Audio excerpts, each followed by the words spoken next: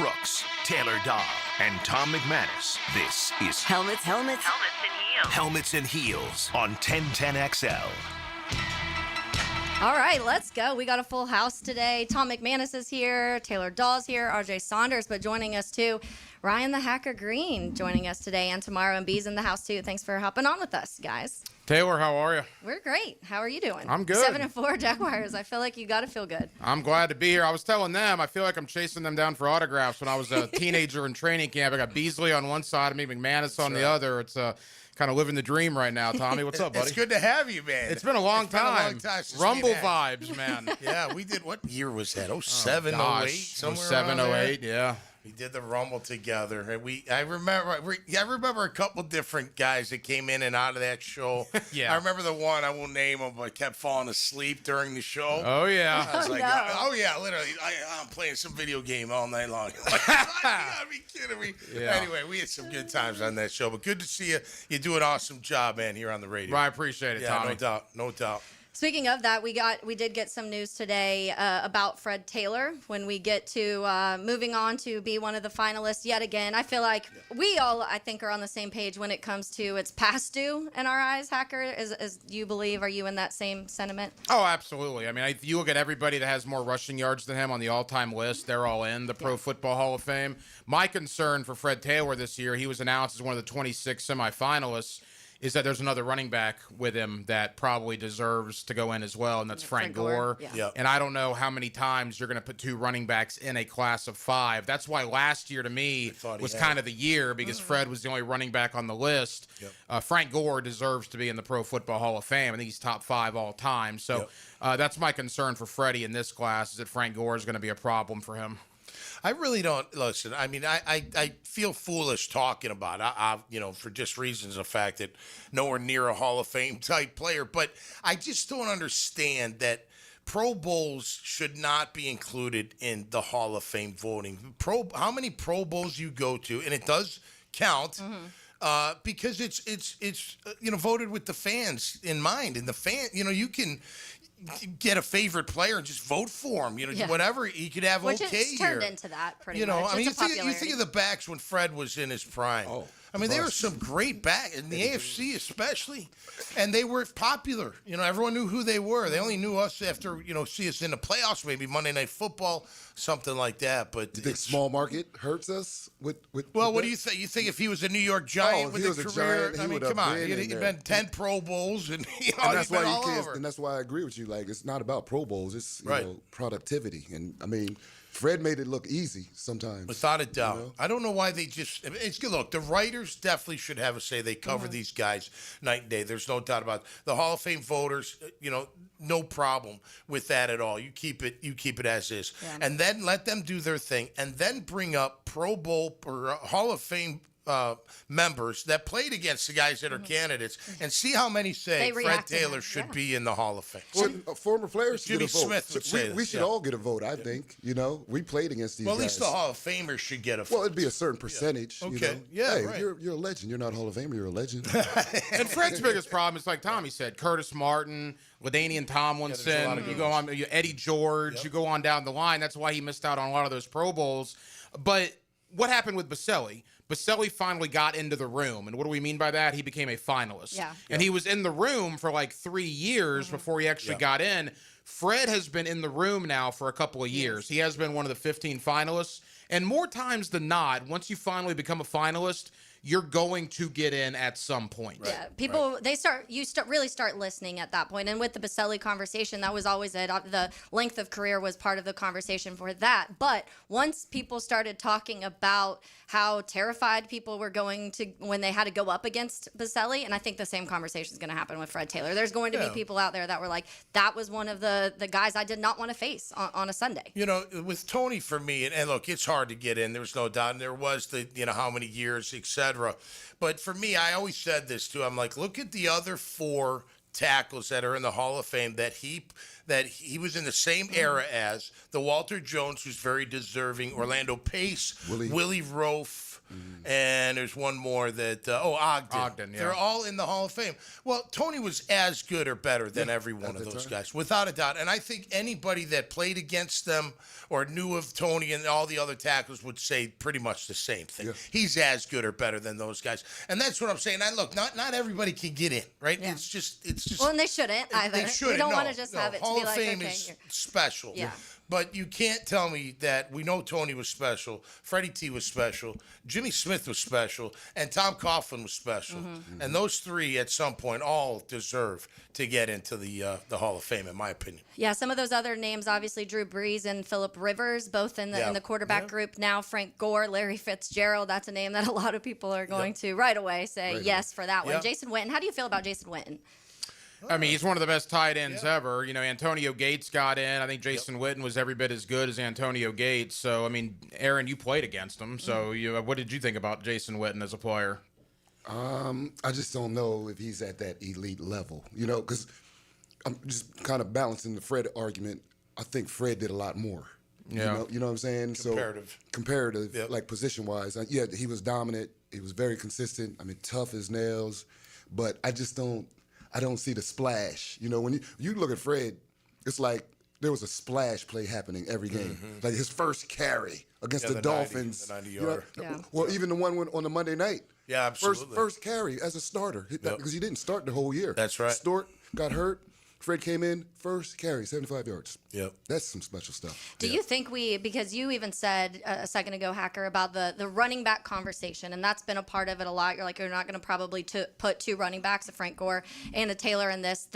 We've started to lean back into the world that running backs are important. We're seeing this resurgence the last couple years of running backs. You're seeing what guys like Jahmyr Gibbs are doing right now. Do you think we don't give enough credit to backs and what they do to their body on a daily basis when they're out there running the ball? There could be an extent to that. I mean, Fred Taylor, too. I mean, he had a pretty long career. Injuries certainly plagued him a little bit. I think touchdowns, if you didn't watch every game of Fred Taylor and you just go in there and you look at the stat line, you look at the lack of Pro Bowls, maybe the lack of touchdowns, and that might factor in. But I think what Bees said and what McGinnis said is spot on. You talk to any former player. Like I have Blaine Bishop on my show a bunch. The Titans strong safety, great player. Was a former all pro caliber player for the Titans. He always talks about Fred Taylor was the hardest guy he tackled. And this guy went against Eddie George every day in practice during his NFL career. And when a guy like Blaine Bishop, a four-time All-Pro, says Fred Taylor was always the toughest guy for me to tackle, that should resonate with Hall of Fame voters. So I do think you need former player perspectives in that room giving that advice to the voters. Yeah, I agree with you. And we'll have David McGinnis on the other side, former coach, obviously color commentator for the Titans now. And we'll see some thoughts maybe on that. But just in general, this Titans-Jags game. So let's chat a little bit about that because, I feel like we're to the point, and Tommy, you and I talked about this a little bit yesterday, but every game feels important. Every week, the last few weeks, you've been like, you've got to win this game. You've got to win this game. And I think that continues, especially how the AFC South looks right now. But I feel like this is a team, and we use that winnable word, but rivalries are different. And what do you expect this game to look like on Sunday, Tom? Well, I expect another W is what I expect. I don't care how ugly it is either. Even if it is probably going to be ugly, it's going to be very physical.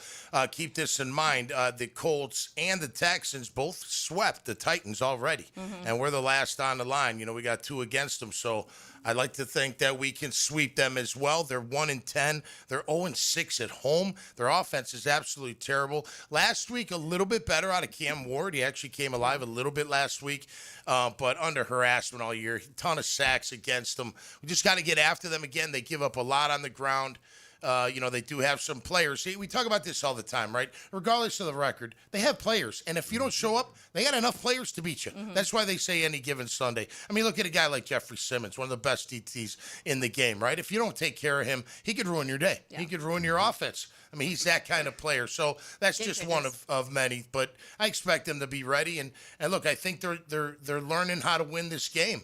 And again, when you're on the road especially, it doesn't matter. You win by a point, you win by 10 points, you win by 50. It doesn't matter to me. Just winning that game shows a lot of grit and a lot of toughness for the team. So One of the numbers that stood out to me is, and especially the way that the defense, the pass rush has looked, and especially this last week. But Titans offensive tackles, J.C. Latham and Dan Moore, ranked 51st and 55th out of qualifying tackles according to PFF, which is I think it was like 57 of them. And Ward's been sacked 45 times already this season. That's a lot of, and you've seen moments of that get to him. But you also, this last couple games have probably been the better games for Cam Ward also, and he's working under that. If we're going to make excuses for Trevor, how we have with, okay, when the line's playing bad or when the run game, they can't run the ball right now. They can't run the ball, and he's getting hit a lot. That's hard for any quarterback to perform under. I have Titan buddies in the media up there. They're done with J.C. Latham. Are they? They think he's, borderline bust already. He's gotten a lot of penalties called on him. There was one game at home where he had 3 false starts in the same game. Oh boy. In Nashville. 3 false starts. When you're at home, that's bad. But here's my thought on this game. And look, if there is a team in the NFL that cannot afford to overlook anybody, it is the Jacksonville Jaguars. Losing already to Jake Browning, losing already to Davis Mills. If Devon Hamilton's big paw doesn't knock down Geno Smith's pass, they lose to the Raiders. And then obviously last week against Arizona. If you haven't learned your lesson by now to not overlook anybody, I don't know what else is going to teach you. And like you said, Taylor, the Titans are 1-10.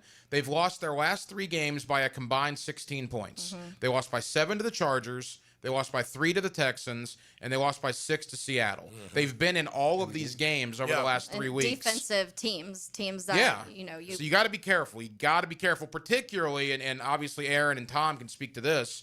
You have maybe the biggest regular season home game since 2022 coming up the week after when the Colts come in here to Jacksonville. We always talk about a look-ahead factor in college. Bees, is there a look-ahead factor in the NFL? I mean, I know it's 1 week at a time, but it's human nature to maybe think about that Colts game, is it not? Not for me. No? I mean, it's just like, my position, every game it was going to be some kind of one-on-one battle that you really have to focus. But I just feel like we can't go back to playing young again, Like some of these games, it's like we play like immature, trying to do too much still, you know what I mean? Where like our running game is our key, and I really think we got to stick with that. And let's not put Trevor in those positions where he has to make those throws.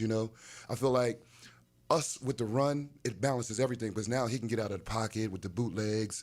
I mean, because you saw the 1 touchdown pass to Parker. Just the way he stepped up, that showed some maturity right there. Because I've always been complaining about him, just being too slow on one receiver. And the blitz was bearing down on him that play too. And he stepped up, and he didn't blast that ball in there. You see a little bit of touch in there. And that's some of the throws I've been asking for, and that was a great throw right there. The throw to Parker was and it was touch. Yeah, it was not. We were talking about that yesterday. That was awesome. Just flicking. But to answer your question, I think. Look, what Bees is saying is absolutely true, but it is human nature. Like, oh, look who's coming, look who's coming. However, it's the number one you would Colts. think that the way Liam's coaching, the way he's throwing F-bombs, the way he's, he's like he's all about accountability. I think he's probably preaching to them, saying, hey, guys, we know what's coming. Yeah. Forget that. We got to beat Tennessee. Yeah. We got to beat Tennessee because everybody else has in our division. Yeah. We can't be the one that they beat. They're like, I can't believe they just. And the Colts. Imagine the Colts you're going to play the Colts and they're like, they just lost to the Tennessee Titans last week. Like that, you don't want that to happen. I do want to talk a little bit more, Trevor, but we're going to get to more Jags Titans on the other side as we chat with Dave McGinnis. He's color commentator for Tennessee Titans Radio. So that's coming up next here on 1010XL 92.5 FM. Helmets and Heels. From the Greenlaw Group Studios. It's a snapshot in time. Unbelievable concentration. But in the end, there's always a play that stood out. And there's the biggest play of the day. Listen for the Performance Painting High Performance Play of the Game on 1010XL. Don't ignore plumbing leaks. They can lead to mold and mildew or structural damage and drain your wallet. So when you have a leak and can't wait a week, call Roland Reich Plumbing. PlumbingJacksonville.com. Helmets and Heels Tuesday. Litigated by Morgan & Morgan, America's largest injury law firm. I'm here with Danny Van Sickle, director of the Electrical Training Alliance. Danny, tell me about your program. Hey, Rick. or a 4-year electrical apprenticeship. Our students start out making over $40,000 a year and right now make over $90,000 a year, including benefits. There is no tuition or student debt. You just have to apply and get accepted. Did you say no tuition and no student debt? You heard that right, Rick. Once you're accepted to the program, your only cost for the books and the course fees. About $800 a year. That sounds like an amazing opportunity. How can I learn more? Just go to etajax.org and you can apply there. Apply by May 14th. Hey, 1010XL fans, it's game time, but don't get sidelined from the fun. The JTA Game Day Express is the smartest way to get to the bank on time. It's all sponsored by the Jacksonville Zoo and Gardens. There are 5 convenient pickup locations across the River City, but remember, Game Day Express is cashless. All passes must be purchased through the MyJTA mobile app. Get your $10 pass today. For all of your game day needs, go to myjtafla.com. Hey, Jaguar fans, Tommy Mack here. Crown Royal is a proud partner of the Jacksonville Jaguars. This season, it's not game day without the generous spirit of Crown Royal. Whether you're at the tailgate, in the stands, or watching from home, Crown Royal is the reason and the reward for coming together. Grab a glass with the Crown Royal rig at a stadium near you because we'll be sharing the generous spirit with fans across the country. Crown Royal, fueling game day with the generous spirit. Visit crownroyal.com/Royal Rig for more on the Crown Royal Rig Tour. Remember, please drink responsibly. For your chance to win 4-day weekend VIP passes to the Welcome to Rockville Festival in Daytona Beach, May 15th to the 18th, text the word ROCK to the 1010XL text line designed by Lifetime Enclosures at 641-1010.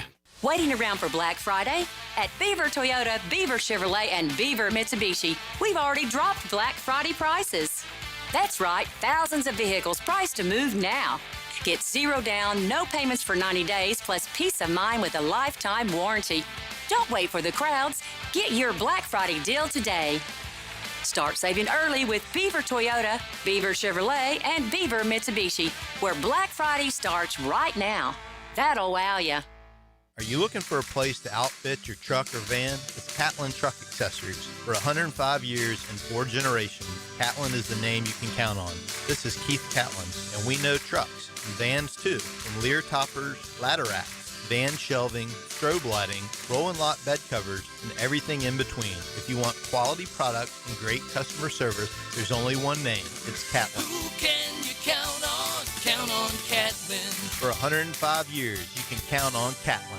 Morgan Conley Roofing isn't just repairing roofs. He's building a legacy for generations to come. Born here, built here, staying here. MorganConleyRoofing.org. License number CCC 1333544. 1010XL, presented by Farah and Farah, exclusive injury law firm of the Jacksonville Jaguars. When it's game time, Farah doesn't flinch. Now, another great guest on the Checkmate Coatings phone line. Hello. Your floor's missing piece. All right, let's welcome in Dave McGinnis, former NFL coach and current color commentator for the Tennessee Titans radio network. Hey, Dave, good afternoon. You're on with Taylor Dahl, Aaron Beasley, and Ryan the Hacker Green, and I'm Tom McMahon. It's great to have you on the show, and thanks for taking the time.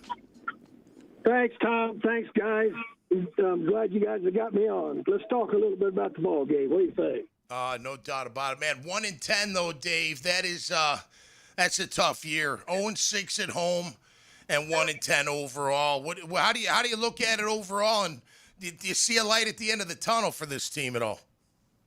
Yeah, well, look, this will end up my 39th straight year in the league. So I've been through some couple of rebuilds. I've been with some really good teams and some rebuilding teams.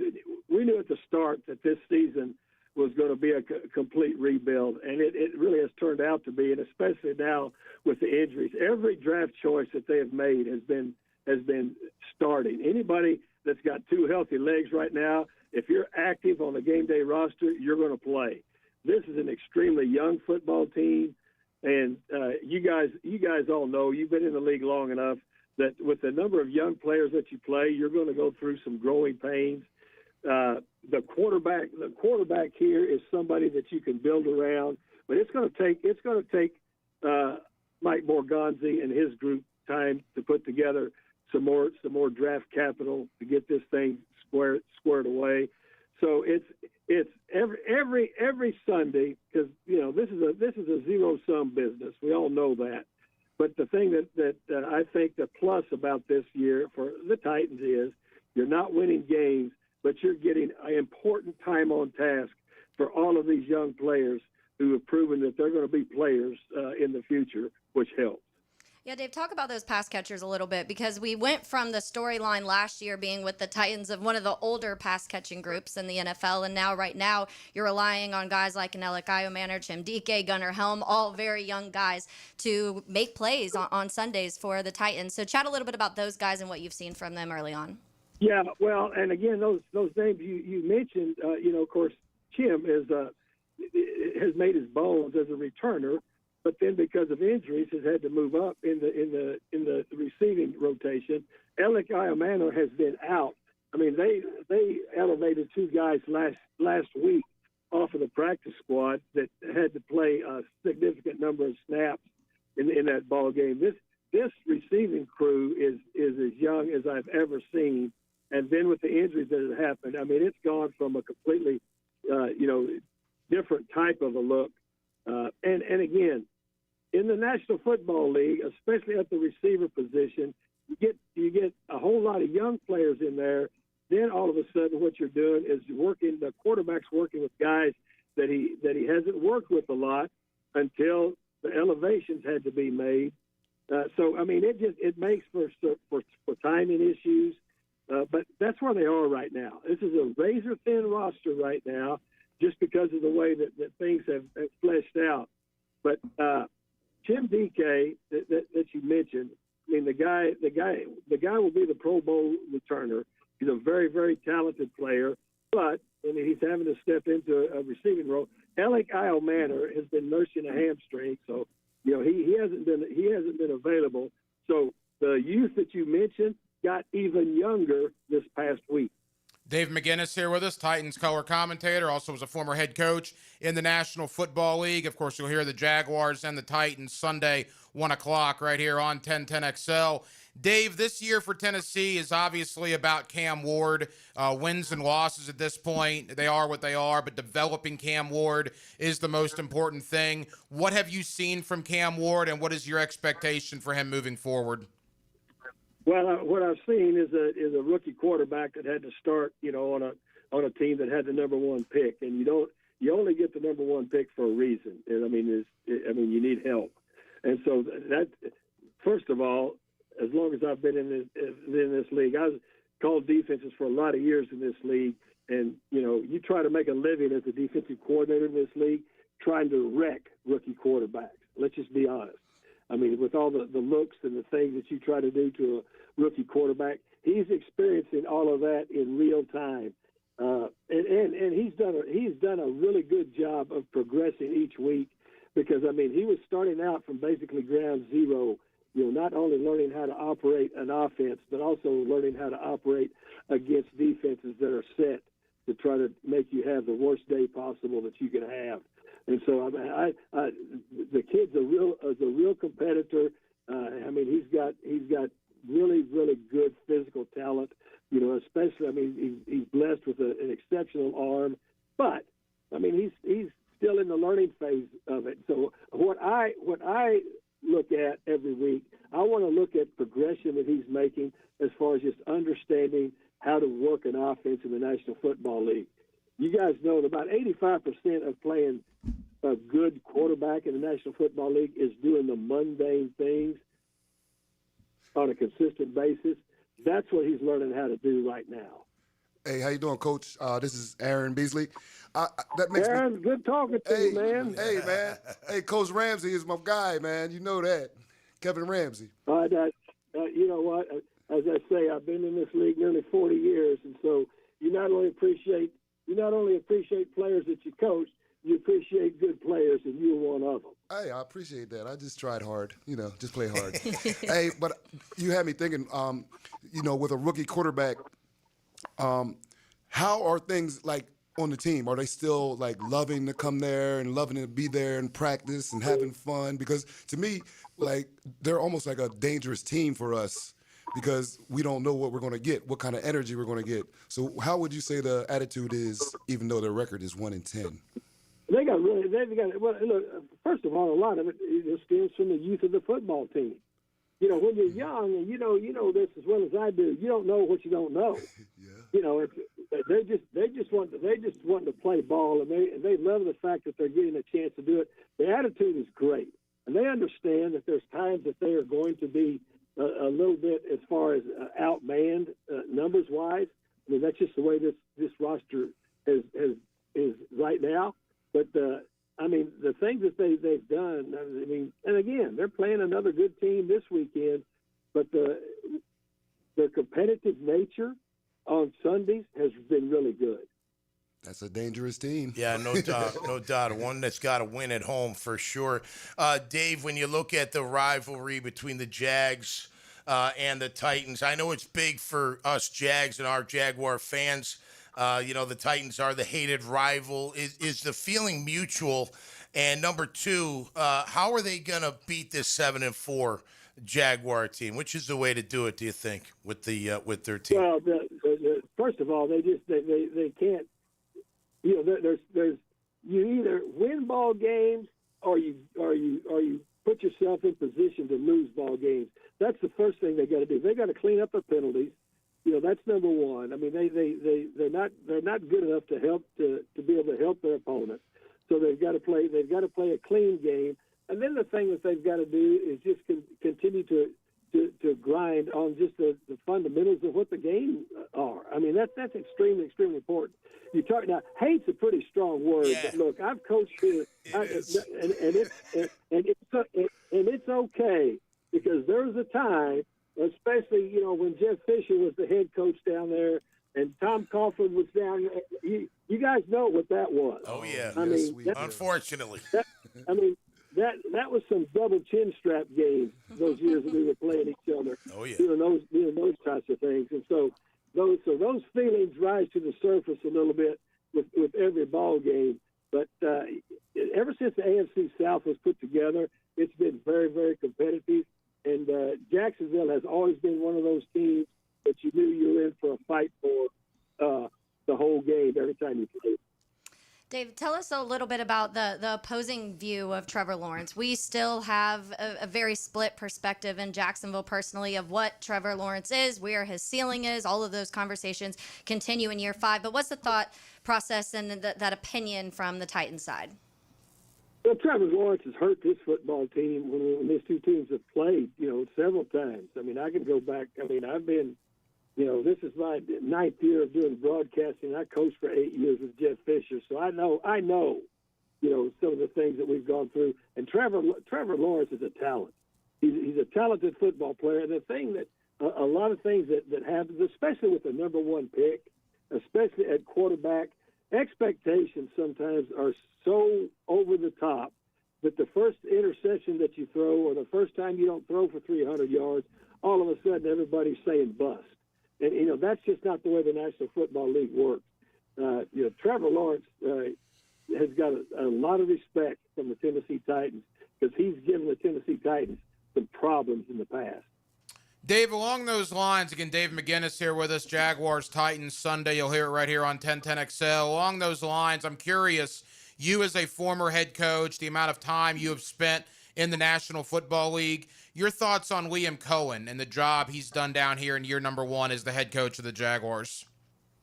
I really think he's done a good job. He's done a really good job. Look, I was a first time head coach, and there's so many things. I coached in the league for a dozen years before I finally got my head coaching job. And you think that you're ready for it, because if you're in the business and you've got aspirations to be a head coach, you're always constantly preparing for it. But until you're the dude, and until that door closes and you're sitting in that big office, and all of a sudden you're going, what the hell? Because here's what happens. There's so many things that come to you that you, even as prepared as you think you are, that have so little to do with the X's and O's of football, but everything doing with managing, a whole bunch of people and managing a whole building full of people. That It really is. Unless you've sat in that seat, you don't have an appreciation for everything that a first-year head coach goes through. So to answer your question, I think he's doing a really good job. Yeah, no doubt. Managing and motivating personalities, right, Coach? That's the number one thing you guys have to do. We appreciate your time and hope you have a great Thanksgiving. Do you have a score, or at least who do you think wins this game, Dave, as we let you roll out the door? Now, I've been in the league for 39 years. And for me to predict a score, I'd have to be dumber than I look.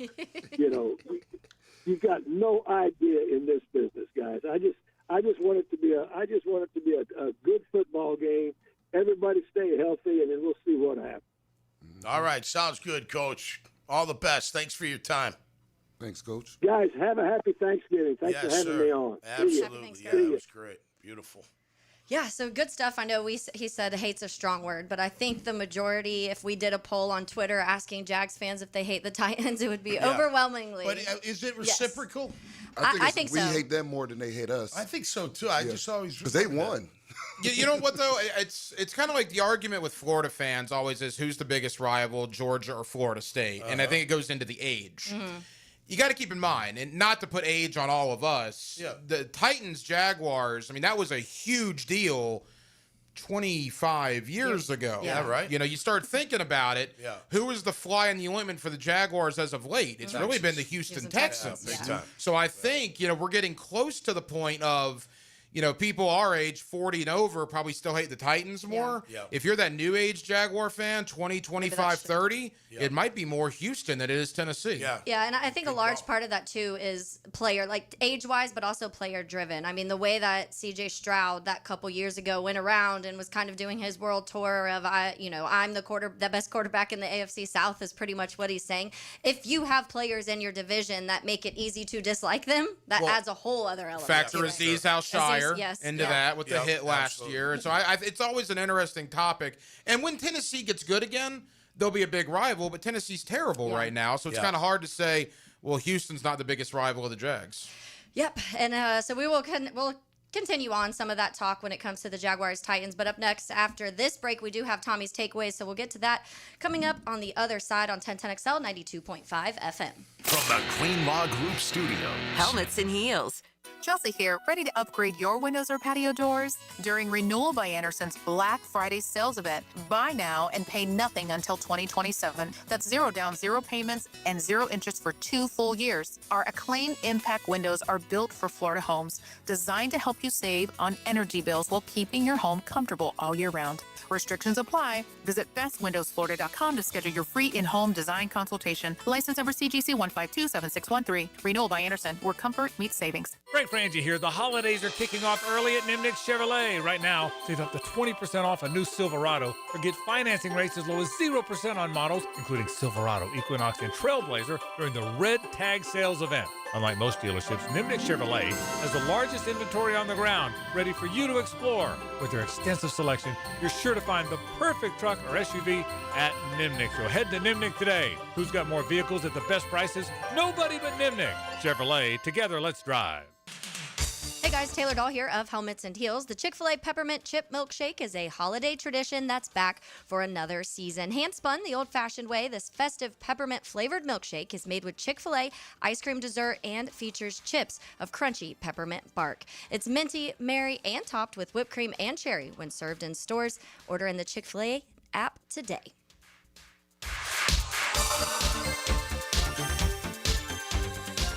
It's a Helmets and Heels Tuesday, backed by Morgan & Morgan.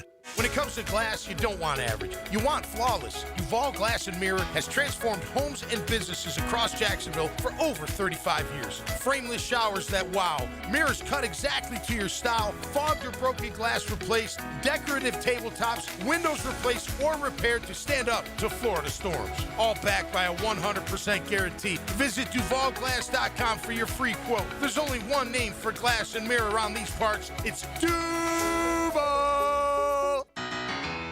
The doctors at Southeast Orthopedic Specialists have resolved my hip and foot issues, and I'm back to training for the 2028 Olympics in LA. This is Garrett Scantling, and I highly recommend Southeast Orthopedic Specialists. This is David Garrard. Following my knee surgeries and recovery, I'm continuing to feel great and would recommend Southeast Orthopedic to anyone who's experiencing orthopedic pain. Southeast Orthopedic Specialists. Custom Home Builders. Fed up with your electrical and low voltage companies that ghost you mid-project, sparking delays? Unreliable subs and poor electrical work that derails your schedules? Denny Thompson here for Tyson Inc., experts in seamless electrical services for your custom builds. Pre-construction planning, integration, and installation. No hassle. Your homeowners will love the new Tyson showroom. Home builders team up with Tyson for your next home building project. TysonInc.com. Hey, David again here with Royal Pest Services. It's that time of year when rodents start making their way into our homes. Layson, tell them what they need to get in. A quarter-size hole. That's right. That's all they need. Hey, tell them where to go for a free attic and exterior inspection. Visit RoyalPestServices.com. When you need an oil change, don't waste your day waiting around. At Valvoline Instant Oil Change, you'll be in and out in 15 minutes, and you never leave your car. No appointment needed, just drive in. With multiple convenient Jacksonville locations and a 4.7-star customer rating, Valvoline is trusted nationwide and ranked the #1 quick lube in America by Forbes for customer service. Fast, easy, reliable. Valvoline Instant Oil Changes. Drive in today. Awaken 180 weight loss. Awaken 180 weight loss. Hacker here, and I recently celebrated a birthday with friends and family, and a lot of photos were taken. And you go on Facebook and you look, and you have those memories of years past on the same day. And I saw pictures of myself from 2 years ago. I couldn't believe it. I absolutely couldn't believe it. That's back when I was over 300 pounds. I mean, I was in a bad spot in life with my weight. And now here we are, my birthday in 2025, down over 100 pounds, keeping the weight off. I look like a completely different human being. I can't tell you how many times I'm told that pretty much on a daily basis by people who haven't seen me in quite some time. Go to awaken180weightloss.com, awaken180weightloss.com. I'm living proof. If you want to drop the weight, Awaken 180 Weight Loss is your answer. 844-346-1800. 1010XL, presented by Farah and Farah, exclusive injury law firm of the Jacksonville Jaguars. Focused, fueled, fearless, Farah. Yeah, I think it's definitely felt a little bit throughout being here in my short time in Jacksonville. The division means something, right? The divisional games, you can feel that there's just a different level, which is what you want, right, in divisional games. And felt the same way in LA, right, or in Tampa with whether it be Carolina, Atlanta, New Orleans. You feel it. You know that it's going to be a 4-quarter football game. They're coming off of obviously some losses, but 1-score games at home, and the quarterback's playing better. So we know what this is going to be. This is going to be a dogfight. Liam Cohen speaking on the rivalry games in general, but for this weekend as Jags will face the Titans. And I do think we were chatting a little bit about the differences and how rivalries kind of change if they're not competitive games and other things that factor into that. And then that brought into the conversation that the last time the Colts won the division was in 2014. And the last time they won here in Jacksonville, Hacker, you were sharing, it was when Blake Bortles came in. I think it was Bortles' debut as the Jaguar. The Colts were up 50-0 at halftime, and I think they yanked McCown. I think it was McCown. Or it might have been Henney. It was one of them. And they put Blake Bortles in the second half of the Colts game in 2014. But that's how long it's been since Indianapolis won a game here. Craziness. Wow. It's wild. And that's what even at 20, if you were to tell me off the top of my head, when the last time they won the division, I wouldn't have even guessed it was that long. 11 years ago. That's a long time to not win the division. Then you see a lot of mix between the rest. It's obviously been Texans, Jags, Titans, Texans, Jags, Texans, and then the Colts before that. I've never felt the Colts as a rival, really. I always felt like New England and Indy had the rivalry. Remember, for so many years, Peyton and Brady and Manning going at it. I just, even with the realignment, I just never. I mean, if you had to rank them, obviously you'd go Houston or Tennessee, Houston, however you look at that, and then they'd be last, I would think. I don't know. I never feel that that heated. And my brother lives in Indy, and he's not even an Indianapolis fan, so it's all kind of weird. His kids are, but they don't talk smack, so it's like I can't really get into it with them. There's no rivalry is what I'm getting at. It didn't feel like a rivalry. As former players, how do you get into that feeling of you're just like, this is the rival the city says it is, so you feel that automatically, or do things happen for you to actually start feeling that? They took what was ours. That's easy. Yeah, you had experience with it. I mean, the Titans, they won that last game in the playoffs, AFC Championship. Yeah, that's when the rivalry really started. But I think we had it with all of our teams in the AFC Central because Pittsburgh was a pretty good rivalry. Baltimore. Yep. I mean, they were all like Cleveland. Even Cleveland, they were throwing beer bottles at you guys. It was a lot more. Division. That division was physical. Yeah, man, and back to we were talking about running backs back with Fred Taylor. That's when it was pound the ball and then play action pass. I mean, it was really like power football, and running a ton of. You think of the division we were just talking about. All those running backs, man. Corey Dillon, Jerome Bettis, Eddie George, 230 and up. Yeah, no doubt. That's when tight ends were actually blockers. They weren't receivers. Catching the ball like they are now. Yeah. Let's get to some Tommy's takeaways now. Let's do it. Now. Okay, it's go time. Tommy's takeaways. Jacked up by J-Dog Junk Removal and Hauling. Call 506-1256 for your free estimate today. We are here for you. Veteran owned and operated. All right, my takeaway today on this beautiful Tuesday is, you can always go back to just saying, I'm sorry. Even after you might try to get out of it by saying, no, I really didn't do it, but then on video it shows that you did, and there's no way out. So what do? You apologize, and that's what Jamar Chase has done. He's got a written apology out there for spitting on Jalen Ramsey. He's apologizing to the entire Pittsburgh organization, all their fans, the whole thing. But good for him because he's right. What he did was wrong was part of his statement, and it's true. Look, at the end of the day, say you're sorry, and you might have a chance to win back some approval. And that's my takeaway today, brought to you by J-Dog Junk Removal and Hauling. Yeah, I feel like he may be apologizing for getting caught more than actually doing it, but... I wonder if he's like, I wish I would have given it the full spit if they're Wouldn't spit that way. I didn't even spit him. I didn't really even get him. Get your money's worth if you're going to get suspended anyway. And I'm sure Jalen Ramsey wasn't asking him what his dinner plans were that night. Jalen Ramsey, I'm sure, had some things to say to him. But the whole spitting thing, I mean, it's just... That's gross, awful. I mean, the Gator player did it earlier in the year to this USF player. I said at the time, if I was Billy Napier, I would never let that kid play for me again. No, the spitting's like totally uncalled for. So is punching in the groin. I was just about to ask that. I was just about to ask that because Juwan Jennings obviously retaliated and punched Trayvon Moehrig, and that was caused, though, because he got punched in the junk. The best was Kyle Shanahan in the post-game press conference. They asked him, what was up with Juwan? And he goes, well, he got punched in the... I don't think I can say that, but he mentioned where he got punched, and just as public as can be. And, I mean, if somebody does that to you, good grief, man. I don't blame Jennings at all. And it's funny because Tomlin at first was like, no, you can never do that. You can never... But then he was like, oh, he did that. Yeah, right. Spit on you. It's a different time now. Yeah, totally. And at least Jennings last night waited to the end of the game. He's like, and the coach, he's like, I commend him for not going after him right away. He waited. So now you guys played in a different time in the NFL, but there was, a lot of that stuff happened when you guys played. I'll never forget Wydell telling me that Alonzo Spellman threatened to shoot him in the parking lot after the game. He's like, I'm going to shoot you. Got him so bad. Unbelievable. There were so many fun. He was different. Yeah. He was just a little different. You remember Spellman? He played for the Bears. Oh, man. He was walking down the middle of the street in the winter in the snow with no shirt. I can imagine that guy. Biggest, scariest dude ever. Big cut, just mean. Holy moly. Just bring out the guns. The real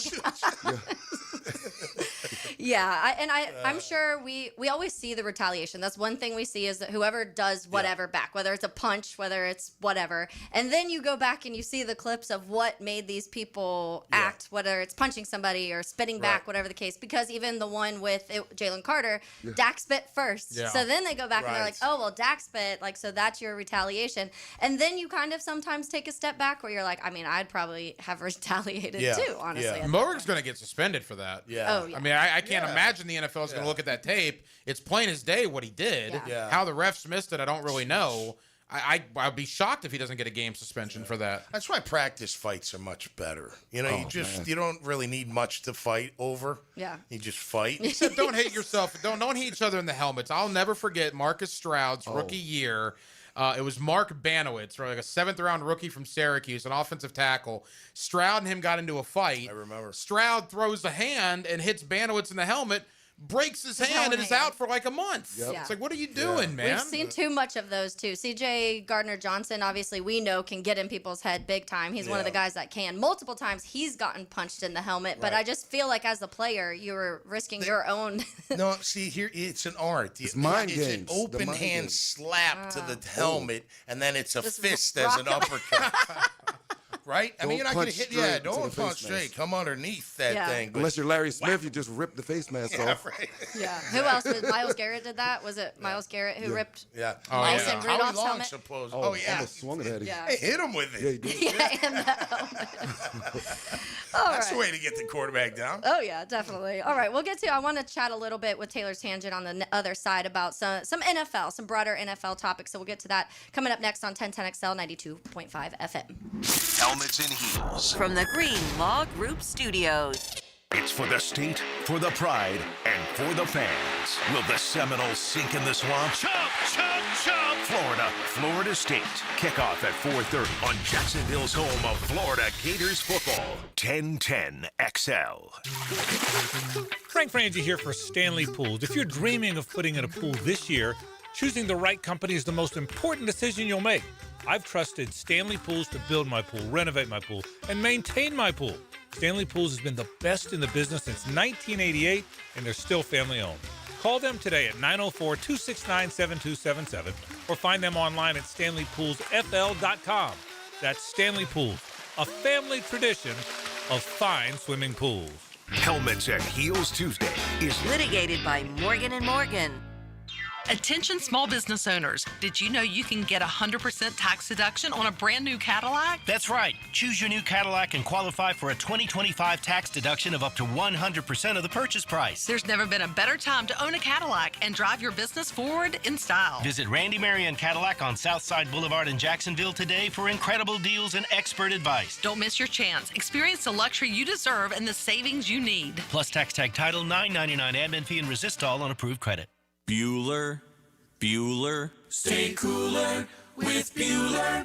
Jason, I called you about the ductwork in my attic this summer, and you totally blew me off. I did. My airflow is too low and my bills are too high. I know. There's stains on my ceiling tiles and sweating around the vents, and the mice have chewed so many holes in the ducts, I think they're getting more AC than I am. I know. Then how could you let me suffer all summer, Jason? Because summer is the one time of year I just can't send my technician into someone's steaming hot attic. They'd kill me. Ductwork is hot, cramped work at the best of times.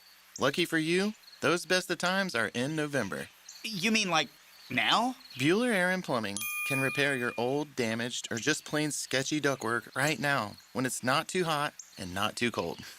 And none of your technicians will kill you. It's a win-win. Stay cooler with Bueller. Visit BuellerAir.com. This Date in Sports History is brought to you by Southeast Orthopedic Specialists. On November 25th, 1976, O.J. Simpson runs for 273 yards against the Detroit Lions on Thanksgiving, setting a new NFL single fellow game Floridians, it's Ben. And Brianna Smith. We are foodies who love sharing recipes online. And trying new cooking techniques on our new natural gas stove. He loves his precise temperature control on the heat. Yeah, I also love saving money and using less energy. Oh, watch that flame. So, who loves to be in control? Now earn up to a $300 cashback rebate for installing a new energy-efficient natural gas range or stovetop. To learn more, go to peoplesgas.com/rebates. Are you 18 years or older, just got married, just got divorced, or have children? Listen up. Have you done your last will and estate planning? If you have questions, call Matt Hinson with the Hinson Law Firm. Reach him at 527-1700, offices Jacksonville, Florida, and don't let the state decide your fate. Duval Fence is looking for the best in fence installers. Check out DuvalFence.com right now and fence in a great job opportunity. From estimates to installers, they're looking for you right now. Log on to DuvalFence.com for all the details. Equal opportunity employer. Beard's Diamonds' last and largest store-wide sale of the year is here.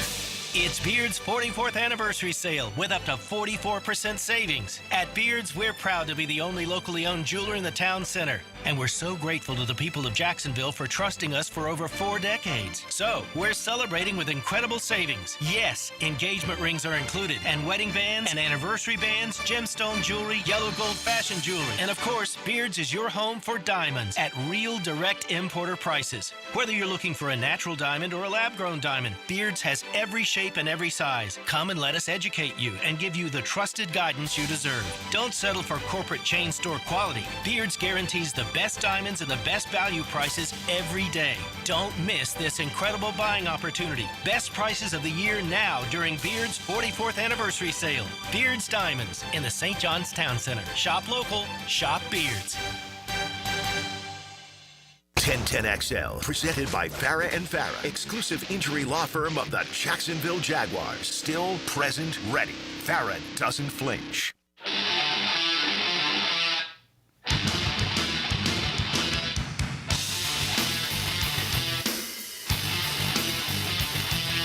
A little mix-up on the show today. Tom McGinnis is here. Ryan the Hacker Green is here. Aaron Beasley's with us. Obviously, RJ Saunders back there holding things down. Taylor Dahl.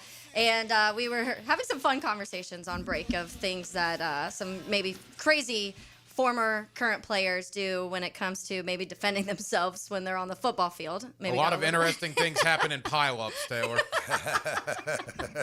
So they say. Yeah. Someone on the text line, I wanted to share this real quick because Billy on the text line brought to you by Lifetime Enclosures texted in and said, talking about our show today with the mix-up, and he said it's more like the show today is Helmet, Hacker, Helmet, and Heel today, which I guess is very accurate. I guess we'll retitle just for the next couple days. Yep. But now let's get to Taylor's Tangent. Now, Taylor's Tangent, served up by Chick-fil-A on 1010XL. So one of the bigger shakeups we've seen in the NFL in the last few seasons was the trade that the Cowboys made, sending away Michael Parsons.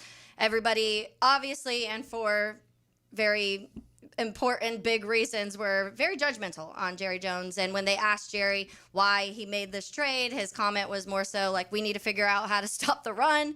And that was kind of his excuse as to why they traded Michael Parsons. But I saw an interesting stat that Ian Rappaport tweeted out earlier. And so on November 4th, obviously, the Cowboys traded for Quinnen Williams and linebacker Logan Wilson after the bye. Now they're getting DeMarvion Overshown, Siobhan Revel, Malik Hooker, Donovan Wilson. They've all now returned from injuries in these previous weeks. And so the turnaround from this defense, so let's just look at weeks 1 through 9. They break it down before and after that bye week and the trades for them. Points per game allowed defensively for the Dallas Cowboys, 30.8, which was 31st in the NFL. Since then, 18.5, 11th. Total yards per game allowed, 397.4. Previously 31st in the league, now 287.5, 7th in the NFL. Rushing yards per game allowed, 143 pre those trades and by, 29th in the NFL, now 45, second in the NFL. Takeaways a game, 0.8, they were tied 23rd. They now have 1.5, tied 8th. And then sacks a game, 2.2, tied 17th, and now 2.5. tied 7th. So some interesting turnaround when it comes to the Cowboys. It's not just the Michael Parsons in general, obviously. I just listed 5 different guys who have come back from injuries the last few weeks that factor into a lot of that. But I do feel like you have to give that defense credit because they were bad those first 8-9 weeks. It shows you what a dominant 3 technique can do for a defense. Mm-hmm. We're seeing it here with Eric Armstead. It's a different defense with him staying inside and being the kind of player. Quinnen Williams, I mean, he's top of the line now. He's one of the best at that position in the league. And then throw in the Wilson backer, who's a pretty active linebacker. Mm-hmm. That's a nice 1-2 combo. I always say linebacker's best friend is the D lineman in front of him. Yeah. You know, they go hand in hand, helping each other out. So, you know, listen, wouldn't you love to have Micah with all that? Oh, I'm sure. You probably can't. Yeah, that sack 2.5 would be more probably like 5 a game. Yeah, but you probably couldn't. Couldn't have Quinnen and Mike at the same time. But yeah, we'll see how it works out. You know. Well, what's interesting is you got 2 teams that are 8-3, the Eagles in the NFC, the Colts in the AFC, and how one loss can affect your thought process on both teams. Mm-hmm. Philadelphia now, everybody was talking about well, their lack of offense, but they were winning, so it wasn't a real big deal. Well, now all of a sudden, their last 8 drives on Sunday, they resulted in no points. There were like 6 punts, a loss of downs, and a turnover. So now everybody's flipping out about Philadelphia's offense and can they blow the lead in the division. And in the AFC, the Indianapolis Colts maybe were exposed a little bit in Arrowhead because, look, the Kansas City Chiefs put 8 in the box and said, Jonathan Taylor, you're not going to beat us. Daniel Jones, have at it. And Daniel Jones couldn't get it done. So even though the Colts at 8-3, the Eagles at 8-3 are still in very good shape, real questions about both teams now moving forward. Yeah, we have the schedule conversation, which we've had because the Jaguars obviously had faced what the Colts are about to face when it comes to the schedules. And I think that you can push it. You win. You stack the wins no matter what. A win's a win. You want to get those numbers up. But I do think you start to figure out teams down the stretch. And the coaches here have said it about how the December games are when it really matters. That's the ones you want to win down that stretch. That's when you should be playing your best football. The question is, do we feel like they can be playing their best football right now? Well, I don't think the Jaguars. I don't think the Jags are playing their best football. Nowhere near it. They can get there, absolutely. I think what they've shown is they cemented the win against the Chargers, in my opinion, anyway. And now you got to do it even more. Right now, it's not beating the Cardinals ain't enough. Now you got to go up to Tennessee and take care of them. They're winless at home. They're 1-10. You know they could beat you if you don't bring your A game, but bring your A game. It's a playoff game. You're getting what? You're getting ready. Bees, I was saying yesterday, this time now, November, December, you're getting ready for what? The tournament. Yeah. If you got a shot at the tournament, man, you're working on things to make sure that when you get to that tournament, you got all that stuff that you weren't doing well, you're doing well. So I expect them to go up and win this game. And I don't care how they win it. It's going to be ugly. It's going to be physical. But win the game and show, because guess what? Probably going on the road in the playoffs. You know, at least one game, I would imagine, right? So you got to be prepared for that if that does happen. So I expect them to go out there and win it, but I think we're in a good spot here in Jacksonville. I think Coach said it best. It's going to be a dogfight. Yeah. You know, there might not be a rivalry, but I mean, it's NFL football. These guys are coming out to win every game. This is their Super Bowl.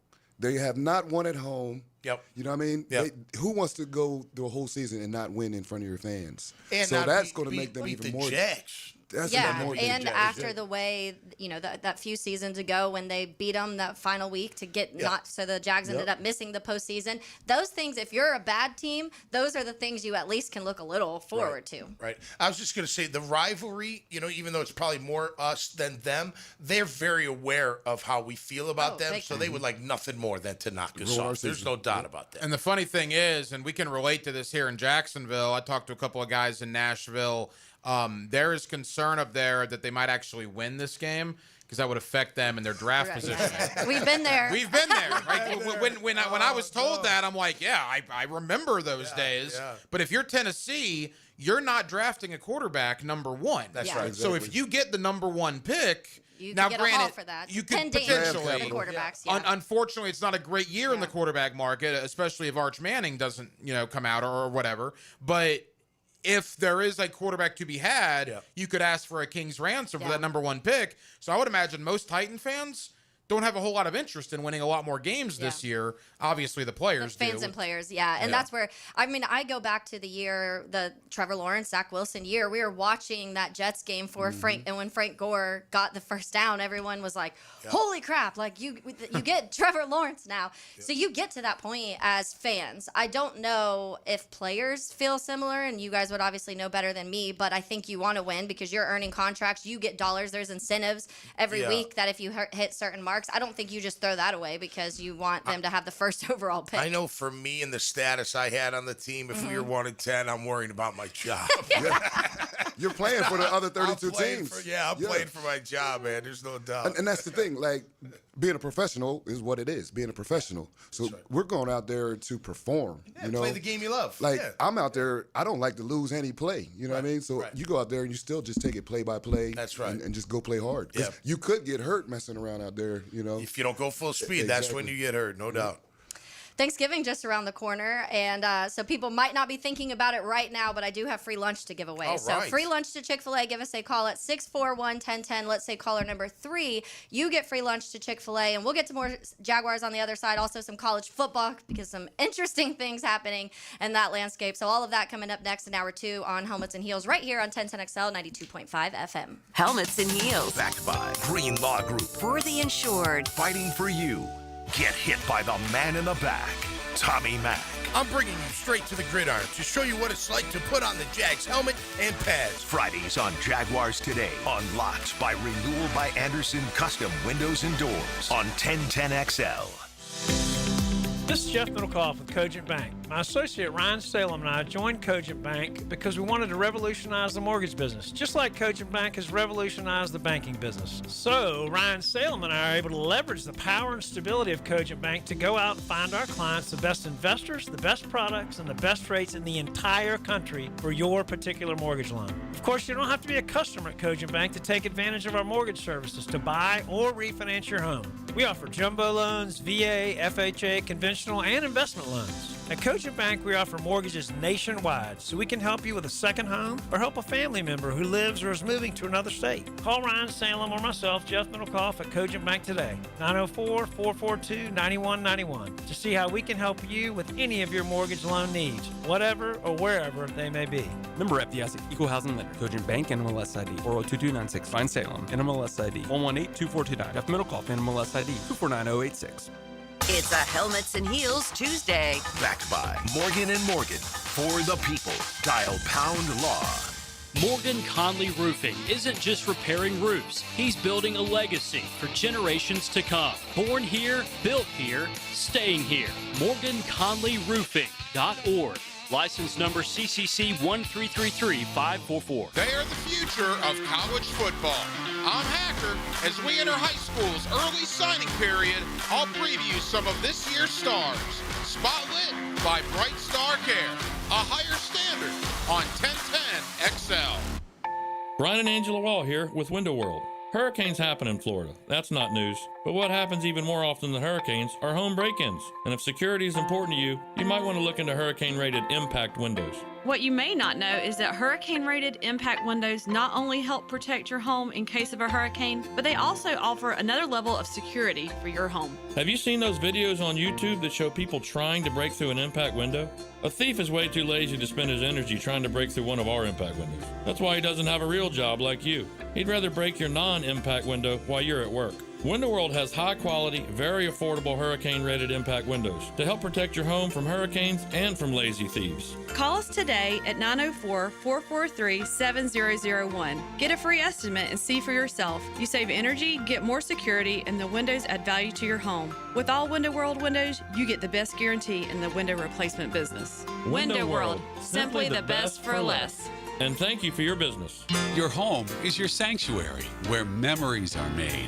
Jack's homeowners trust Superior Fence and Rail to make their home feel safe, secure, and complete. Imagine a classic wood fence for privacy, sturdy aluminum to protect your pets, or a modern vinyl design that boosts curb appeal. Every fence is built with precision and pride, standing strong in every season. When you're on the fence, about a fence, SuperiorFenceandRail.com.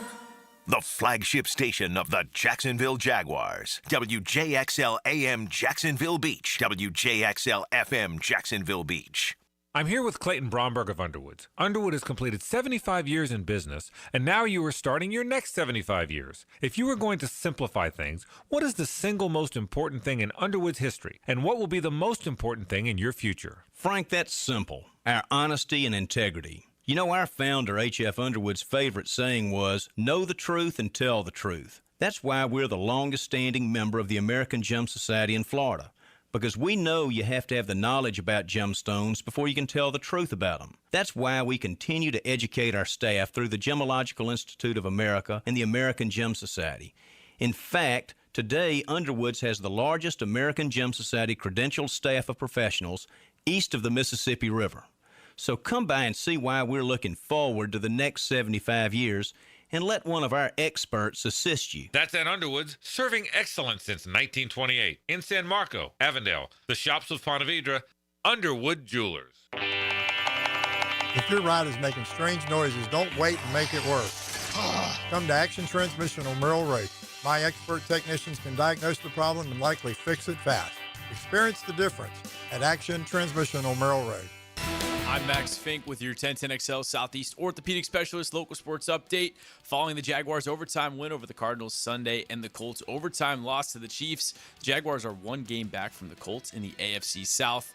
The live AFC South leaderboard has the Colts in first at 8-3, the Jaguars in second at 7-4, the Texans in third at 6-5, and finally the Titans in last with a 1-10 record.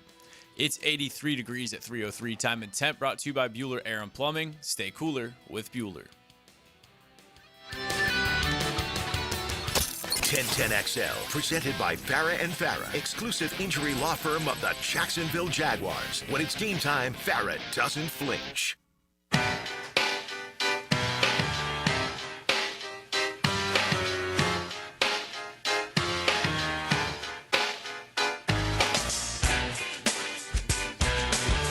Into hour 2 of Hacker Helmet and Heels. As we mix things up a little bit today, Lauren Brooks is on vacation. She will return after Thanksgiving break. And happy Thanksgiving, by the way, guys. Hacker, I was talking to you a little bit because over 100 pounds now, so congrats. You look great. I know you feel great. You talk about it all the time.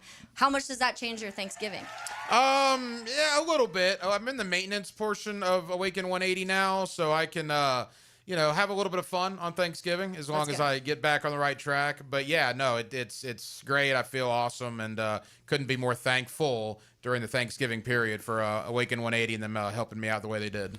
I'm like Project 250 is the way I look at it. If I stay around 250 around the holiday, I'm feeling all right. You know what I mean? I should be about 238, but 250 is a good number for me. How do you feel? That's all it matters. That's right. How do you feel? Bees, you can eat whatever, man. You're so high energy. You don't. I know. You burn everything. It's funny. off. I talked to one of my old college teammates, and he was from Miami, and I brought him to Pottstown. Yeah. He was like, I know where that Bees gets all that energy. His mama. So my mom's the same way. It's like, I talked to her the other day. I'm still her baby. That's right. Heck yeah, man. This just a little side note as we're talking about weight. The Darnell Washington that plays for Pittsburgh. Yes. Huge human being. I saw because they have him listed as 265, and I've watched a few games this year, and I'm like, no way he's 265. So I saw an interview where he was on the St. Brown Brothers podcast, and they were like, how much do you weigh? And he was like, I haven't weighed myself in a few weeks. And they were like, they do weigh-ins every week. Like, you know what you weigh. And he goes, like 311. Yeah. 311 tight end. Yeah. Like, that can move. That can move.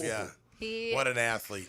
Yeah. It's funny you say it. So when Kyle Brady came to the Jags after 98, right? So it was the offseason of 99. And he's 6'7" or 6'6.5", whatever, 280, and ripped. Like there's not any fat on this guy at all. And he's sitting there, and we're talking. I'm like, man, what are you, genetic freak? Like, where do you come from? He's like, honestly, I could be 320 in like 2 weeks. If I ate food, like let myself go, I'd be 320, no problem. My body could handle it, no problem, and I'd be an offensive tackle. So, like, when you go to a college program, it put weight on you. Oh, yeah. What was your weight when you first got to BC? 224. 224? Yeah. And then when I came home for Christmas, I was 238. Yeah. And I felt phenomenal. All my brothers back down. It was over. They have a goal weight they want you to get to. Is that what you're saying? No, I wasn't fast enough to play linebacker at 224. So they're like, let's get some beef on this guy. You know what I mean? Because if you're going to play that light, you better be able to fly around the football field. So especially if you're going to play middle linebacker. So it was natural for me. I felt like it was not, I actually got faster as I get stronger, But you played here like 240? 245, 250, yeah. Yeah. 246 was like my perfect, I think, weight. So I try to keep around there. I think I got to college at like 180, 185, ended up at 205. Yeah. Yeah. Gets harder as you get older, man. But don't you go down in height as you get up there? You know what I mean? Because in high school I was 6'2". 6'3". Then I was 6'1". Yeah, I know. Then the NFL combine 5'11" and 7/8". I know. Couldn't even give me an 8. All right, let's get to a little bit more Jaguars. I have a question for you guys when it comes to, we chatted a little bit about playing your best football once you're getting into December and the opportunity that the Jags have right now, because it really is right in front of them to win the division. It's right there. It's in your grasp. If you play the Colts twice, that's an important part of all of this. But do you think, let's just say physically, do you think they're physically built for a late season surge? Well, I mean, the injury-wise, the one thing is, outside of Travis Hunter, theoretically, a lot of these guys, almost all of them, are going to come back, right? We saw Brenton Strange come back last week. I'm going to be fascinated when Brian Thomas Jr. comes back. Absolutely. With the way Strange is playing, the way Parker Washington's playing, you had Jacoby Myers. Yep. De'Ami Brown is still on the team. He's not doing a whole lot, but he's still on the barely team. out there. Some weapons. Yeah, and then Tim Patrick. So you add BTJ into that, and then you're going to get Jordan Lewis back. I was going to ask Aaron that in particular. I think you need Jordan Lewis back because Greg Newsome to me has been a little bit of a disappointment, honestly. And when you are playing Arizona, I mean, you got Christian Braswell and Jarian Jones and Monteric Brown. Those are your three corners that are out there. Nothing against those guys, but is that good enough to make a postseason run? I mean, Jordan Lewis being healthy to me is vital for that secondary. Good call. Well, he got that awareness and, play recognition that we need from the inside guy. And he's kind of like the glue because with all those guys you said, they're already young. That's a young secondary that has to have some kind of leadership, because, these times right now, everybody knows each other's game plan. You know what plays, the splits. Everything's going to be the same. Yep. But it's like that older guy brings everybody together, do the extra film watching, just bring so that everybody's on the same page every play because that's what it's going to come to now. Everybody on the same page. We make our plays when we have to make them, and then don't have the mental errors and miss assignments. All right, let me ask you. So Christian Braswell comes in 21. That's my guy. Yep. And he had some plays, but he got beat a couple times. It happens. The double move at the end. Okay, is that just does he take his eyes off the receiver? Yeah. Is it walk us through because everyone's like, how do you jump on a double move? And you're like, I don't know. He just did it, but what probably went through his mind? That's eye discipline. I would always say eye discipline. Okay. So who should he be looking at? The receiver or the Well, QB what happens, or both? you always take a picture. You're always looking in at the beginning of the snap because you can play a person by your peripheral vision. Yeah. So as I read, I take a 3-step read. So we always call it a phase, a 3-step phase, a 10-step phase, and then, you usually deep ball. But once you get to the 3-step, your eyes have to focus back on your man. Because when you do peak, you lose your luggage. Yep. And your luggage is at receiver. Yep. So I was, telling my younger DBs, it's different in high school and college because you can jam past 5 yards. Right. You know what I mean? So you can go collisioning, but if anything, get the collision, get the penalty where it's not a big play. All right, when the receiver does the stop before he does the go, right? That's when he took his eyes off. Yep. Because he's thinking the because throw's he's coming. thinking interception. Gotcha. But you get the interception at the last second. You have to make that break and make sure you can secure the tackle first. Yep. So and that's the thing. It's such a tricky game because everybody wants to make a play. All right, I want another from my DB extraordinaire. Yeah. No, because one of the bigger plays was that Dortch slant and then long run. Yep. Dewey had the wrong angle, but we'll leave him out of it for now. Jarian seemed to be on the route. He went for it, but you got to secure the tackle, first. don't you, Bees? Yeah. You can't I know make every play. You Okay. can't make every Even though you're play. trying that inside arm, trying to get down, you got to make sure that outside arm is able to make that tackle. Top shoulder always got to be top shoulder and reach for the other one because you're actually longer this way. You don't realize it. Right. Okay. You know what I'm saying? So yeah. you reach, you secure, you don't make the play. At least you make the tackle. You That's make the main tackle, thing. right, Make the right, tackle. yep. Because what is the game? It's stopping big plays on defense. Yeah. They're gonna make chunk plays, but I always say there's 3 things that happen on a pass: a catch, an incompletion, or an interception. Yeah. It's not all good. So Right. they're gonna make catches, but just make tackles. Yeah. What's Okay. your best friend? Your best friend is no yak. Yeah, that's right. Yards after the catch. Yeah. And I'll give Braswell credit, too. I mean, Braswell got beat on the stop and go. I know Dewey gets the credit for the final play of the game. Oh, he was I there, thought yeah. Braswell Good call. was right Yeah, there. he was, If he Dewey's was. not there, I don't even know if the guy catches it anyway because Braswell was on him. Well, yeah, no, he was. You're absolutely. Coming off the bench, I don't want to make excuses for you, but I'm sure your mind's you're not maybe as tuned in as you prepared would be. because you're not ready to play. Yeah. Not to say not ready to play, but you don't get the amount of reps. It's kind of like when you talk about a quarterback not getting reps with the first team. Yeah. It's hard to go out there and have the same communication so that you're always on the same page. Yep. So when Jordan Lewis does come back, which I will wait, the injury report obviously will be out tomorrow, and we'll see what that looks like. But you want the best guys out there when they're in nickel? Who are the three that you want out there? What's the Greg Newsome quandary? Because, I mean, he was a coach's decision, basically, to not play. Now, he didn't practice a lot last week, which I think Liam Cohen said went into the decision-making. But Greg Newsome, quite frankly, just has to play better. I mean, let's call it what it is. You trade Tyson Campbell for him, and I don't know if Tyson Campbell was anything great either. But I think Greg Newsome, at least to this point, has probably been considered somewhat of a disappointment. Yeah.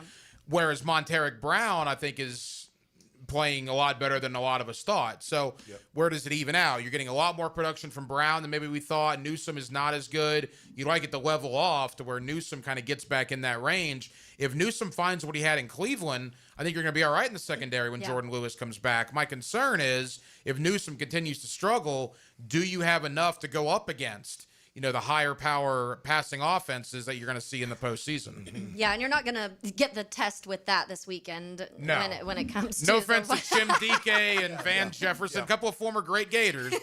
But here's the thing, though. You do have Christian, if you need him, Broswell, right? Yeah. And at least he got some time last week, so he's getting that game. So you may have a good week of practice. It's a good lesson for him to be like, hey, Christian, man, you never know when your time is called. Like, I'm not saying he wasn't studying. I'm not saying he wasn't prepared, but the emotion, everything a part of it, they need you to jump in there and make plays. And make big plays when he did at the end. So he's a big special teamer too, right? He is, yeah. And that's the thing. You know how it is. Sometimes your film that week, you've been watching special teams and not as much as an offense. Yeah. So maybe now that he's going to get some reps, he's going to put that time in. Well, to answer Taylor's question too, I mean, the top three corners on the team. I mean, you would have to put Jordan Lewis out there, and then the question is Newsome still in that mix? Yeah. And I would say Monteric Brown, but then what do you do with Jarian Jones? Yeah. I like Monteric Buster on the outside if Jordan's back on the outside, and then put Jarian on the inside. You can also switch with Jordan. He can play inside or outside, so maybe you go by matchup. But if he's healthy and ready to go, I think that's the way. I think Buster's a good DB, man.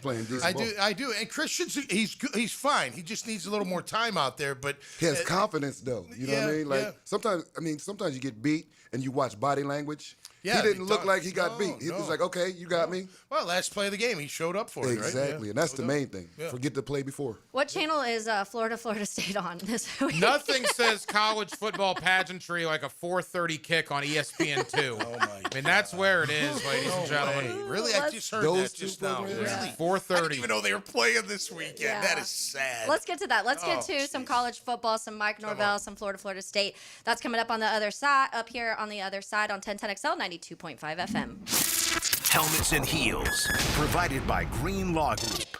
A great season often depends on keeping your best players on the field. Let me know if he's ever going to play football again, or do I need to find me another wide receiver? Listen for the personal injury attorneys Farah and Farah Injury Update. Jacksonville. Come on, you can't play without me. On 1010XL. This is Garrett Scantlin, and I highly recommend Southeast Orthopedic Specialists for any orthopedic issue you have. I'm back to my Olympic training, and I feel great. Southeast Orthopedic Specialists. My son had a meniscus surgery a couple years ago, went smooth as silk, was playing tennis in 2 weeks. This is Patrick Malarkey, and I highly recommend Southeast Orthopedic Specialists. Southeast Orthopedic Specialists. Helmets and Heels Tuesday, protected by Morgan & Morgan. This is Josh Woolsey with Woolsey Morecambe. When deciding what lawyer to trust with your car accident or injury case, the most reliable way is reviews and results. You want to be treated well, and you want a great result. Woolsey Morecambe's reviews speak for themselves, and I challenge any firm to compare results. We offer the resources of a large law firm and the customer service of a boutique practice. If you want to be treated right and want great results, call Woolsey Morecambe at 1-800-WOOLSEY and take the fear out of the fight. Offices, Jacksonville. Hey, this is Lauren Brooks. With over 1,700 5-star Google reviews, it was a no-brainer to have Closets by Design help us get organized at home. They create custom storage for every space, lifestyle, and budget. From closets to garages to laundry rooms and more. Closets by Design will transform clutter into seamless organization. Call today to schedule your free in-home consultation before the holidays and get 40% off plus an extra 15% off with free installation. 18-month financing is available. Call 878-9393 or visit closetsbydesign.com. Hi, it's Frank Frangie. You hear my buddies Dan and Jeff talk about that great food at Daly's Dash all the time. Jeff loves that Duval, and Dan loves the Boss. And they're right, both are terrific. But I can tell you they have so many excellent options at Daly's Dash. Salads and flatbreads and tacos and quesadillas, you name it. And of course, those fantastic subs and sandwiches. I just had the Italian sub. It is so good. The thing is, Daly's Dash is really committed to their food and committed to making it perfect for you. Everything is fresh, made to order every time. And there's so many Daly's locations in town, no matter where you are, there's one near you. I love to pop in and grab a sub at lunch, or maybe after a round of golf, or maybe even after calling one of those Jags games. There's never a bad time to stop into Daly's Dash and grab that great, great food. So head there today. Take it from Dan and Jeff, or take it from me. They say it's nicer here. It really is. And the food is delicious. Head to Daly's Dash today. Fish know where to hide.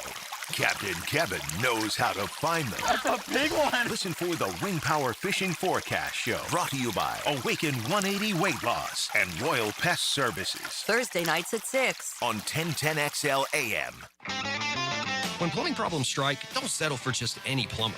Make the superior choice with Superior Plumbing and Pipeline. We don't just fix leaks, we fix them right. With honesty, fair pricing, and innovative solutions that can save you thousands. From camera inspections of your pipes to trenchless pipelining that repairs cast iron pipes without tearing up your yard. We go way beyond the drip and clog at Superior Plumbing and Pipeline. No gimmicks, no upsells, just superior service every time.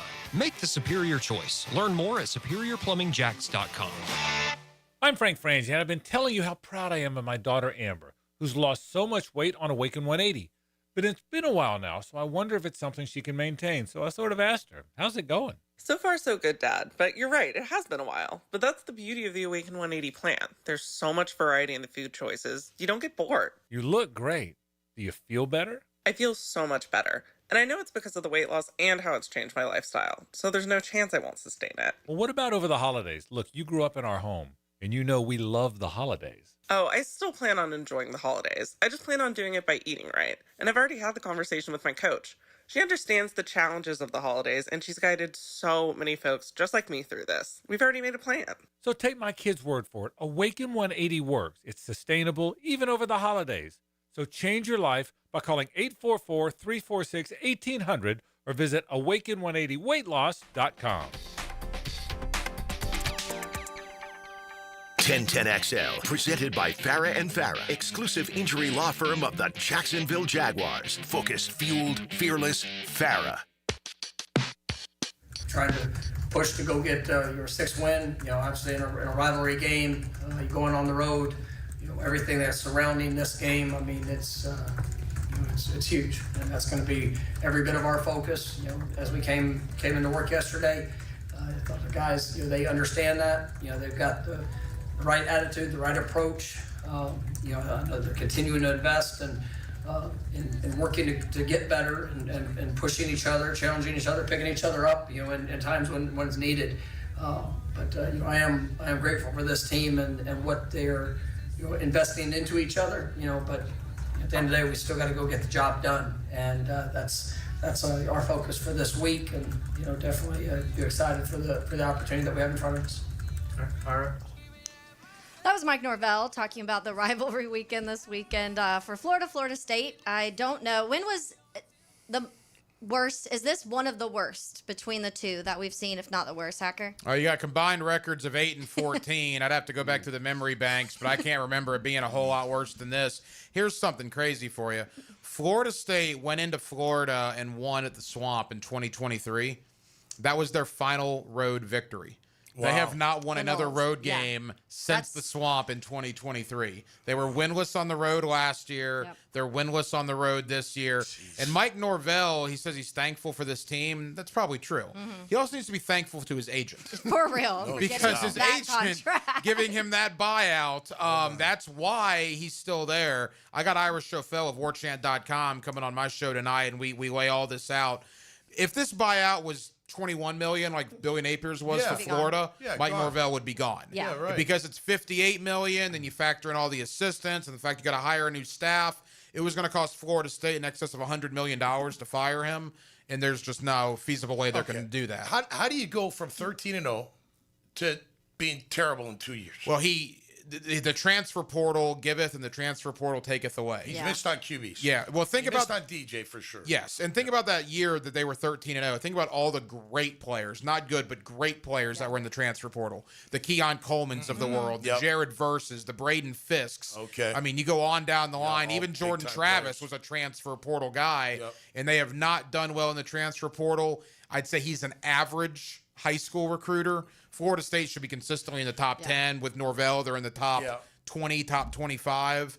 And that stuff adds up after a while, and he has missed on back-to-back quarterbacks. And if you're known for building your roster through the portal and not developing, those recruits don't want to go there, They're right? gonna leave. They want to go somewhere where they're going to play and be developed, not wait behind some fourth-year guy that you brought in from another school that you hope is going to help you win. That's a tough, because you still have to keep the balance. Yeah, you got to have of the a high balance school. here. Yeah, and to that note of what that season looked like, they had 10 players drafted after that year, and so that just shows the talent that they had on that, and a lot of it, if not all of it, was portal guys. And when it goes to that contract, so Norvell's buyout is 85% of the remaining contract. His buyout going into this season was $61.8 million, and right now stands at $53.3.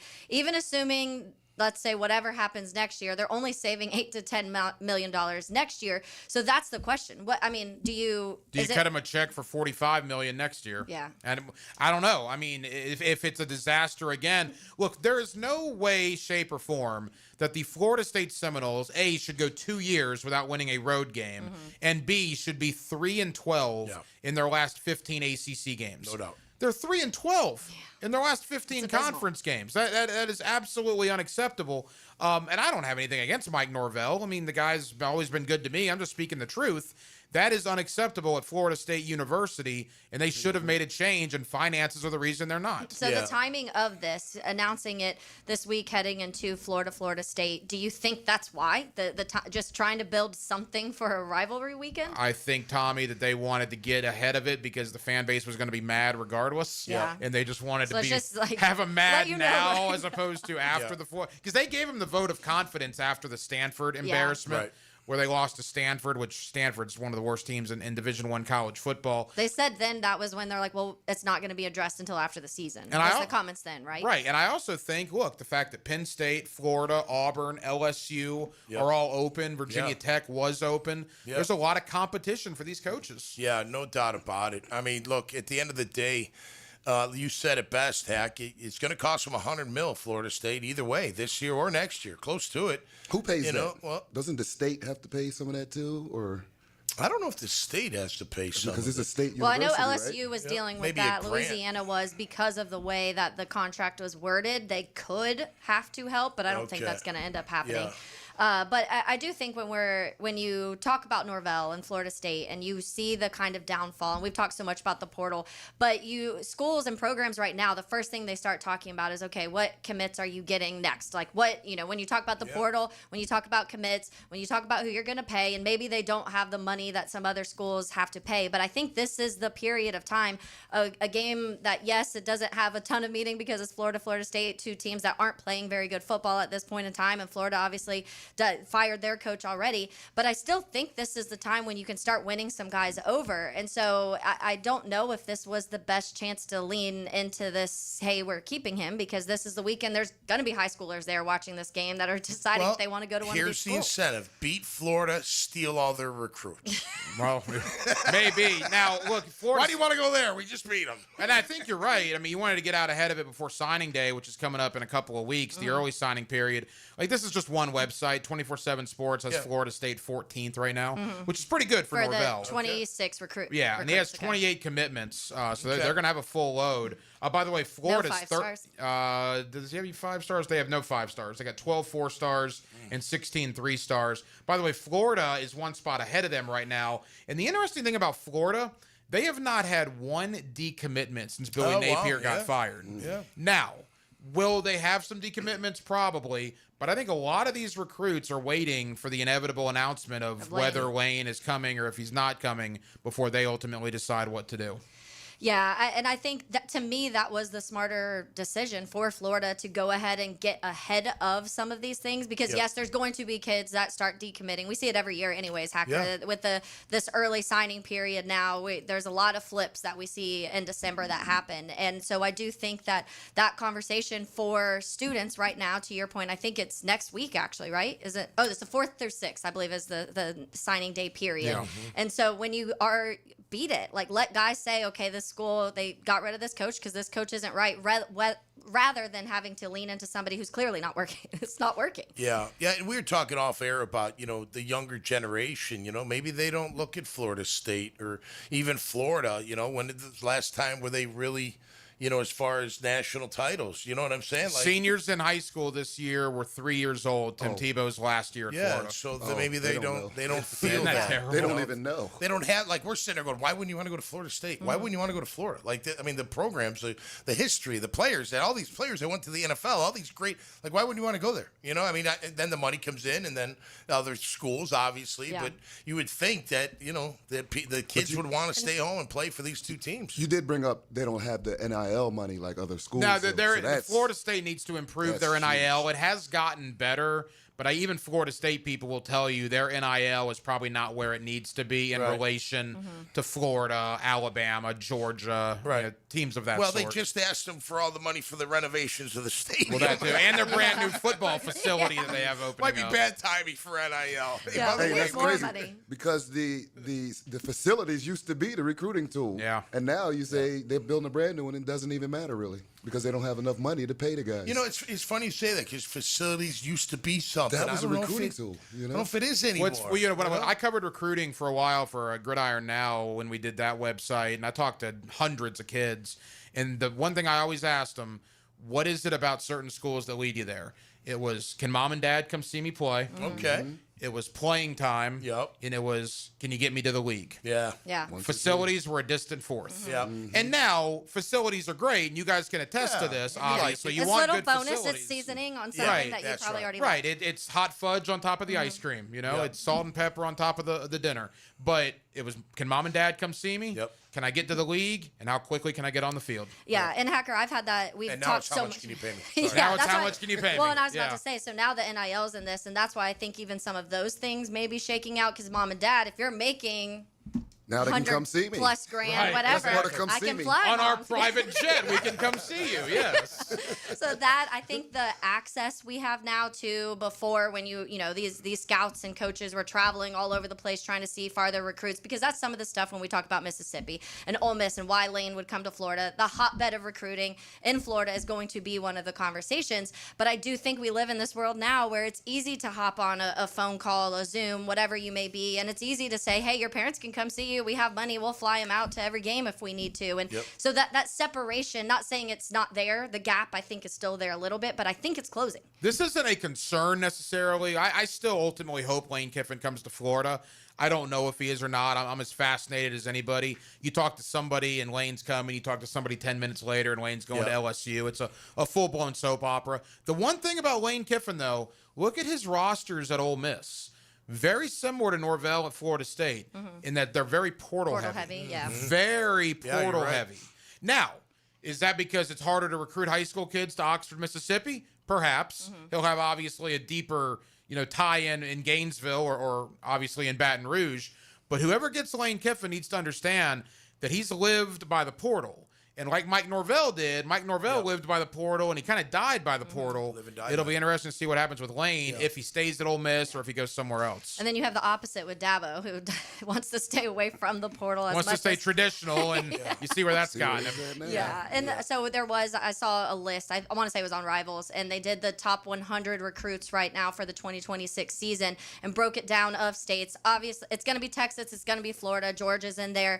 But I want to say it was like 5th or 6th. Louisiana Louisiana and Mississippi were Yes. tied with 11 recruits in the top Right. 100 Yep. each. So that's why I don't know how much that's changed. I don't know what it looked like 5 years ago. Was it 2 players? Was it 6? Yeah. How much that's changed. But I do think the access we have now to just being able to pull up your phone and watch somebody's film on your phone or Yeah. call them on a Zoom, and that may close it a little bit. We will see, but it's going to be a very interesting, just looking ahead to what obviously the Florida Gators do and what Lane Kiffin decides to do, because at this point you're seeing him in even New York Giants coaching hat at certain periods. Look, money talks, and who can you bring with you? Signetti brought a lot of guys from JMU, from James Madison, that were just used to his style. Yeah. He's like, I'm going to bring in my horses, and they're gonna lead the way in the locker room where hey, this is how he does it. Don't worry about it. He's really cool inside. He's just going to give us a hard time, but all he wants to do is win.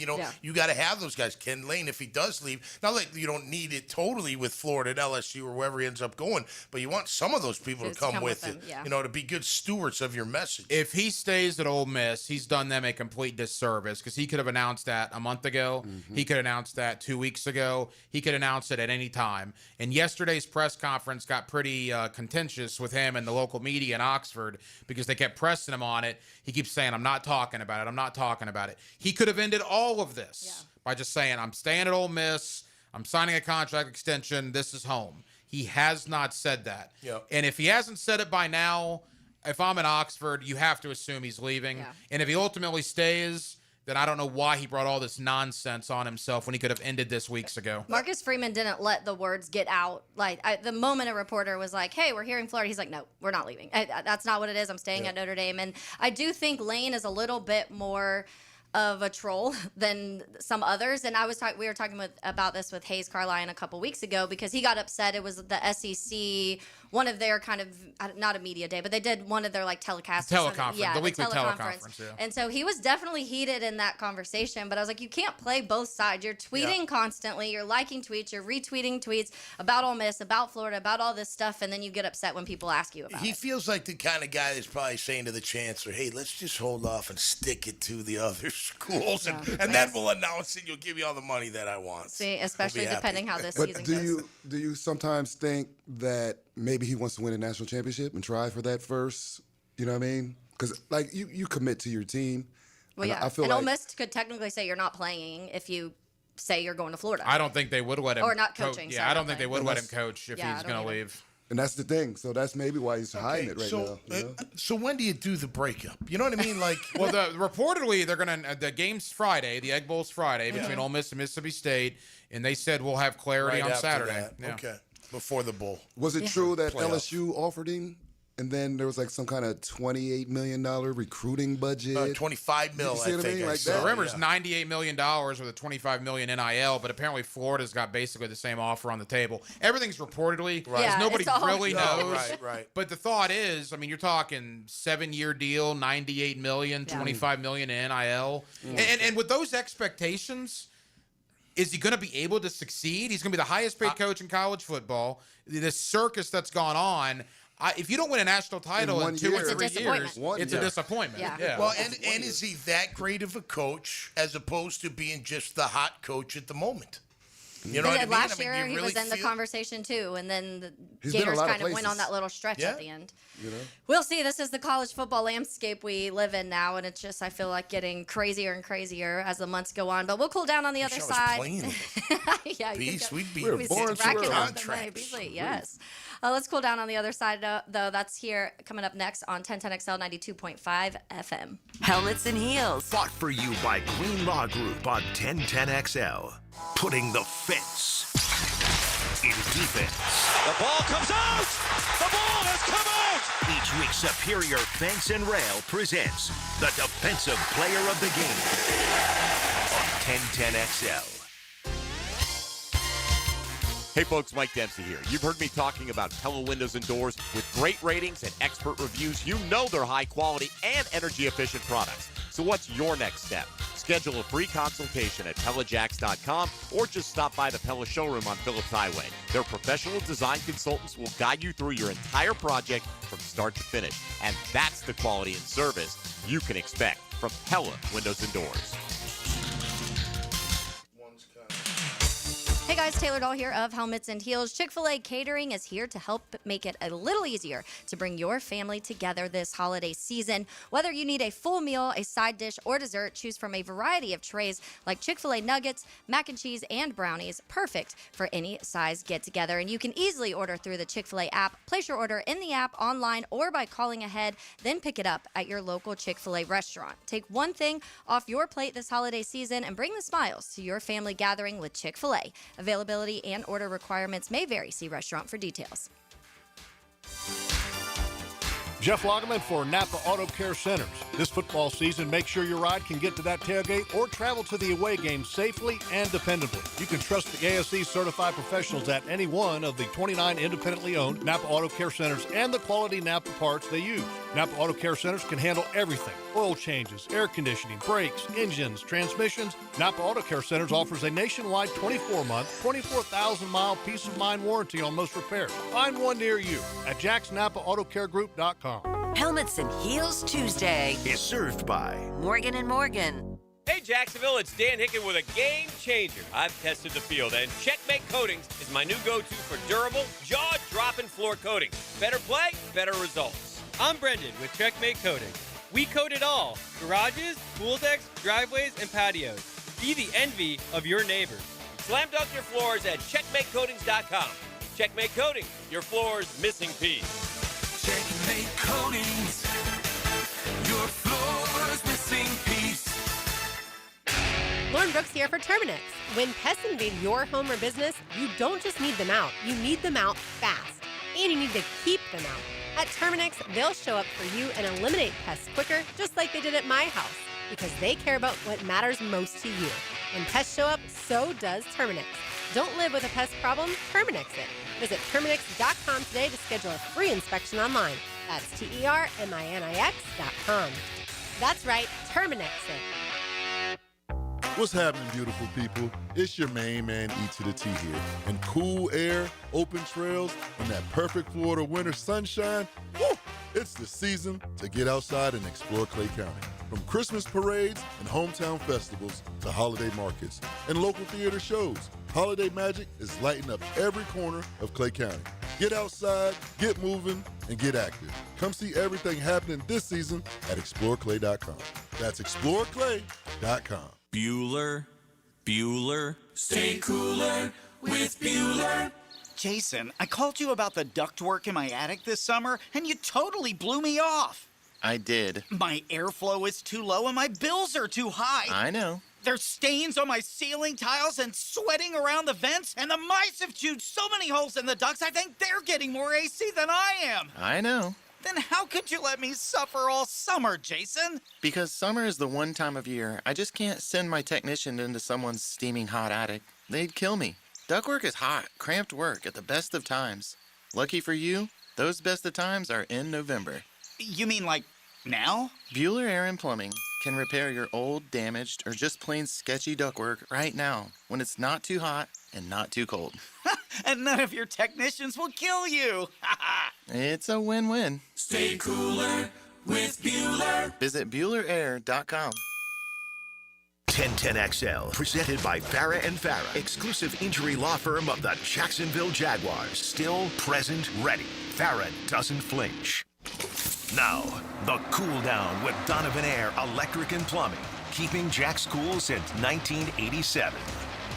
Cooling down, talking about how NFL still rules the world. Most recent numbers coming out. The NFL games are averaging 20.7 million viewers, the most ever at this point through a season, up 4% from last year, up 17% from 2023, and some of the most watched games. Interesting is they were almost all the beginning of the season, but that just kind of shows the excitement of that week 1, week 2 football, just getting football back in general. But Kansas City, Philly, week 2 had the most with 33.8. Dallas, Philly, the kickoff game, 28.3. Baltimore Bills with 24.7 million. That was also week 1. Green Bay, Detroit, 24 million week 1, and then Chicago Vikings, 22.1 million week 1. But the NFL games have ranked as 13 of the top 15 shows on TV since the start of the 2025 season. And I wonder how much of it is the streaming of the games because, like, it ticks me off. I'm sorry, local TV stations, that you can't play 2 games at 1 and 2 games at 4. You only play 1 game at one of them and then 2 the other. I don't know why you just can't play the other game. Like, I don't want to see paid programming at 1 o'clock on a Sunday afternoon. Just put a game on. Yeah. You know, so where is it? Are those numbers coming from?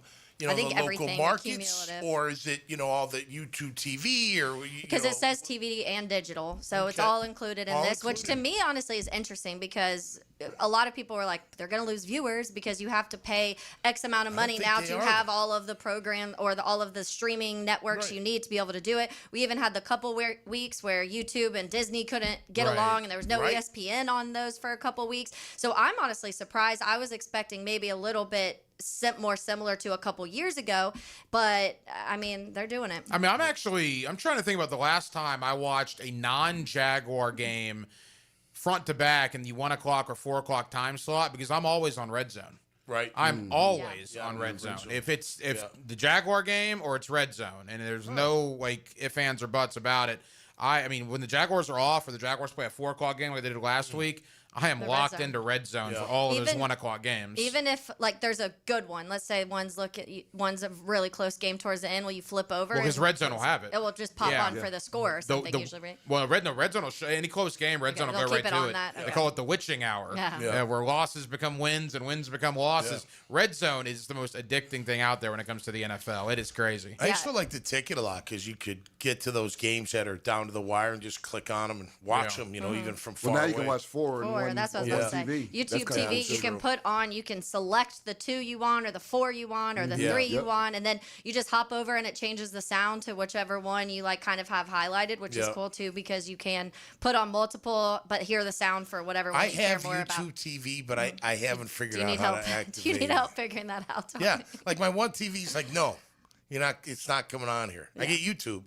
It's Xfinity. I got Xfinity on one of the TVs, and for some reason they won't collaborate. I got to go to the back room to watch it. I'm not going to the back room to watch it, but nonetheless, listen. For me, I love big college football games. I like watching my alma mater, of course, but I like big college football games. But every NFL game to me is exciting. Yeah, you know, if it's a blowout. No, of course not. But if they're close, I don't care who's playing. I'm glued to that game because it's the best of the best. You see something amazing every you game. do. Yeah, and you've never seen it before. Right. And that's the thing I think is so much. You got to say, football is America's sport, you know? Oh, big time. Yeah. And now they're trying to grow it globally with all the games everywhere else. No doubt. They want to take over the world at this point. And then with flag football becoming an Olympic sport, it's just going to make football even become bigger. Well, they took Thursday nights from college. They took Christmas Day from the NBA. They're just monopolizing everything. Now there's a Black Friday game. There's a Saturday game later in December. They're just taking over everything. Beasley, before you get out of here, happy Thanksgiving first off, because we won't see you again before that. But how, in your opinion, do the Jags beat the Titans this weekend? What's the X factor? I always say, don't play like an immature team. You know, don't turn the ball over. Make the plays when you have to. Make your tackles. It's always the same thing. Football to me, you know. Football is all it's basic. I mean, there's exciting stuff that happens, but you know, just do your job. Yeah, 100%. What did Adrian tell Rocky? Just win. Just win. Yeah, just win. Because I was thinking about that before I came in here. I was like, what are you talking about? Like, does it matter? You win the game, you know? Yeah. He threw 3 touchdowns, 3 interceptions, but he won the game. That's right. You know? And that's the only thing that counts in this game. Yep. No doubt about it. All right, we'll chat a little more Jags on the other side, and we'll say hello to the Frangie Show. That is coming up next here on 1010XL 92.5 FM. Helmets and heels. Backed by Green Law Group on 1010XL. Frank Frangie here for Stanley Pools. If you're dreaming of putting in a pool this year, choosing the right company is the most important decision you'll make. I've trusted Stanley Pools to build my pool, renovate my pool, and maintain my pool. Stanley Pools has been the best in the business since 1988, and they're still family-owned. Call them today at 904-269-7277 or find them online at StanleyPoolsFL.com. That's Stanley Pools, a family tradition of fine swimming pools. Rick Ballou here with a congratulations for John's Auto. They've been in business in Jacksonville for 40 years. That's right, going all the way back to 1985. Right now, they'd like to thank each and every one of you who's ever gotten their vehicle serviced at John's Auto. So, car, truck, or diesel, all makes, all models, whether it's a routine maintenance or a complete engine overhaul, go to John's Auto on Arlington Road, johnautomotivejacks.com. Helmets and Heels Tuesday. Covered by Morgan & Morgan, America's largest injury law firm. Calling all poker players. The leaves are falling, but the poker is hot at Best Bet St. Augustine. Cash in on all the excitement with InstaPay every day, game day lucky seats, and daily tournaments and high hand promotions. Then don't miss out on the $400 no-limit hold'em, $40,000 guaranteed St. Augustine Championship, November 29th. Best Bet St. Augustine, off I-95, exit 311. For all the details, visit bestbetjacks.com. That's bestbetjacks.com. If you're looking for the perfect holiday gift, the Alhambra Theater and Dining is offering special Black Friday packages. Friday, November 28th. Get 2 tickets for just $89. 2026 shows include 1776, Shrek the Musical, Meet Me in St. Louis, Saturday Night Fever, and more. Call 904-641-1212 or visit thealhambrajacks.com on Black Friday and grab the best deal of the year on Alhambra tickets. I'm with Craig from Cycles of Jacksonville. We always talk about Honda and Triumph, so many great bikes, but Aprilia from Italy is also a beautiful line. It is absolutely gorgeous, and it is a fine sport bike. It's one that when you take your helmet off, you're never frowning. You're always smiling. So if you want to treat yourself to something really special on the road, that's a line they should look into? Absolutely, and we've got them in stock and ready to roll. All right, make sure you check them out. They are on Atlantic near Regency. CyclesOfJacksonville.com is a great place to go, or check out their Facebook page at Cycles of Jacksonville. This holiday season, sending a floral arrangement from Kuhn Flowers is a classy move, no matter who it's for. Jack O'Brien here. Kuhn Flowers is the most respected name in the floral business. Find out why when you go to KuhnFlowers.com. I'm here with Clayton Bromberg of Underwood Jewelers. Clayton, I've heard you talk about the quality philosophy of Underwoods. Just what is that? Frank, simply stated, the Underwood quality philosophy is fine jewelry and gifts will bring customers back and create new customers through the endorsements given to Underwoods by our satisfied customers. However, it's our definition of quality that's really been the Underwood difference, because quality has to go beyond materials and craftsmanship and has to include things like design, how it's presented, our service, our integrity, a customer's experience in our store, and the satisfaction a customer feels when they've chosen a special gift from Underwoods. A person or a company earns a reputation over a long period of time. And in Underwoods, we know that you earn your reputation every day, because that good reputation can be lost in a matter of days if you're not committed to doing the right thing for the long term. That's Underwood, serving excellence in North Florida since 1928 in San Marco, Avondale, or the shops of Ponte Vedra. Mark Watson with Hardball Creative. What's better than beer? Cold beer. Put your company logo on a custom koozie. Check them out at hardballcreative.com. Hardball Creative. Hardball does it all. 1010XL, presented by Farah and Farah, exclusive injury law firm of the Jacksonville Jaguars. When it's game time, Farah doesn't flinch.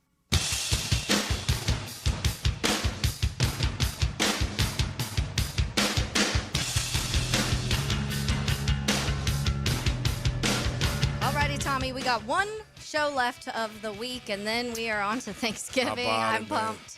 What's your favorite? You say everything. Obviously, everything's going to be on your plate, but your top. Let's just say your top 2 things that have to be on your plate no matter what. Okay, my wife's sweet potato souffle. Okay, it's phenomenal. She'll put the mushrooms, the marshmallows on top. Oh yeah. So I got to have that. But I'm a massive I'm simple. Just give me mashed potatoes and gravy, and I'll eat the you-know-what out of that. And I could even just eat those 2 and be happy. Yeah, me too. But I do like turkey. I like turkey love a lot. turkey. Yeah, Yeah. turkey's one of my favorite poultries out there. Yeah. I do like some turkey. And then, of course, the best part, or one of the best parts, is after when you go back for the second time. Mm-hmm. You know what I mean? Oh, Because yeah. it's like you eat it too. Well, you had your little then bits you of come everything. Now you back. get to go heavy into Oh. like your favorite things. So good. Oh yeah, and then even after, like the days after Thanksgiving, when you just get Yes. to munch all weekend, you make sandwiches, you make all sorts of different things No with all the doubt. leftovers. It's delicious. We're very How about thankful you? around here. What's your- Yeah, I think mashed potatoes are definitely in mine. I'm a Yeah. potato fan in general. Right. Any sort of scalloped potatoes, baked potato, mashed yeah. potato. Yeah, yeah, Give yeah. me a potato in any form, and Yeah. I'm going to love it and eat it. And then turkey for me, I Sweet think is potato my or the I white like regular potatoes. Yeah. I do like sweet potato, I'm whether more it's like a sweet. casserole or something like Yeah. that. I did want to update some people. We talked about this at the top of the show. Carolina Panthers safety Trayvon Morig was suspended. We talked. He hit somebody, punched somebody. Shawan Jennings in the junk, clocked and him so in yeah, Nuggets. he's getting a 1-game suspension, but he is appealing it. So I we'll didn't see- do it. He's gonna do the Jamar Chase. I did didn't it. do it, and then he'll say, "No, I I'm didn't really mean to. sorry you I was caught just me." waving my arms around and Yeah. accidentally made a Accidentally. fist, and yeah. Yeah. So we'll see what that appeal looks like. But now let's say hello to Hayes Carline. Now, the 2-minute drill is driven by nobody but Nimnik. Nimnik Chevrolet on Cassett Avenue and Nimnik Buick GMC on Phillips Highway. Hello, Hayes. Hello. We have up, we Hayes? were How you chatting doing? with Hacker, Florida State this weekend. I don't know if it's the most exciting Florida State game we've seen, but It's such a sad state of affairs. the timing of the Norvell, the timing, I know, you'll be okay. The timing of the Norvell, them kind of just standing ground and saying he's staying, he's going to be here next season. Do you think the timing of that going into rivalry weekend meant something for them as a program, or do you think that was intentional at all? I'm actually interested in seeing how hard FSU plays in this game, because to me this is a good litmus test of, does going to a bowl game mean anything to players anymore? Because Florida State needs to win Saturday to qualify for a bowl. But that's going to encompass 2 more weeks of practice and playing for the right to win the Gasparilla Bowl, Bowl, which I saw was the projected or today. whatever yeah. it is. And so, like, with the way it's so transactional now, you almost wonder, like, 10 years ago, that would have been a big motivator. A big time, yeah. like, right. hey, let's go get bowl eligible. Let's get go swag. enjoy Yeah. a trip. Oh, yeah. Absolutely. Mm-hmm. Now you almost wonder if it matters, Yeah. or if it could Who even be plays. a detriment. Yeah. So it'll be interesting to see what kind of intensity both sides have. You would think Florida will have it because they're at home and things like that. But look, they didn't show any fire against Tennessee, so it's really hard to predict. I mean, at the end of the day, it's just a horrible football game on both sides. Neither school has any momentum. I mean, Florida State looks like they're in for another year of pain. We'll see what Florida ends up doing with their coach. But, if Florida hires the wrong coach, then, they're not going to leave the wilderness that they're in. So it's sad. It's a sad state of affairs. It's quite amazing on both that sides. they're It's here. it's incredible. Yeah, it's I mean, really for being in this state and all the advantages that comes with that, and they are, they're bumbling on both sides. So, we'll see. I'll be watching it because I'm a sadist. but thankfully the Jaguars are giving us some good stuff to talk about. So we'll get into all that coming up on the Frangie Show. And working on, I think we're going to have Pete Prisco today because obviously we won't have a show on Friday. So hopefully Pete will be able to join us and talk some Jags and some NFL. So it should be fun. Good stuff. Thanks, Hayes. Thank you. Thanks, Look forward to Hayes. listening. Yeah. Yeah, it's just going to be the Lane Kiffin Florida conversation that's going to continue. Tommy, you and we chat about it every day of, do we truly believe that Florida is this school that is just almightily better than some of these other schools right now because of the gap that has kind of been closed? And to Hayes' point, just right there saying you are in the hotbed of a lot of things when it comes to recruiting, when it comes to NFL players that go to the NFL. Florida has one of the highest marks, I think, around Texas and Georgia too, that of players from Florida that go to the NFL. So you have a lot of advantages. You want to bring up the facilities, you want to bring up all of these other things, and I do think that eventually some of this is going to continue to even out, but we'll see. The Lane Kiffin decision, I think, will prove some people right or wrong. Yeah, listen, you got to get these kids in Florida believing in they need to go to Florida or Florida State. You know what I mean? Get the belief back in. I know you got history, you got great everything, but at the end of the day, what do they want? They want to play, they want money, and they want mom and dad to watch them, right? So figure that out. And that's just the way of the world right now. And if you are one of these coaches that, look, with the portal, it was with just quarterbacks. And that hurt a lot of universities because they were going after these portal transfers. And the young guys were like, I don't want to go there. Yeah. You're putting all your money in this transfer. This guy, he's going to start, and it comes back to bite you. And if you're doing it for your home team. Right, it has at Florida State. It did at BC. Yep. It has at Florida State. And if you're doing that, if Lane's doing that in Ole Miss year after year, that could catch up to you after a while. So you better get good at recruiting. My pitch, look, if I'm at Florida, why wouldn't you come here? Yeah. You crazy? We're in Florida, and we're going to pay Florida. you. Are you kidding? We're going to pay you. Yeah. So the money, forget about the money. Now you come here because it's Florida or it's Florida State. That's going to do it for us today on Helmets and Heels. For Hacker, for Aaron Beasley, for Tom McManus, for RJ Saunders, I'm Taylor Dahl, and we will catch you tomorrow and kind of kick off the weekend. That is a lot of crazy stuff happening this weekend, so we'll see how that goes. But we'll see you tomorrow on 1010 XL 92.5 FM. Yeah.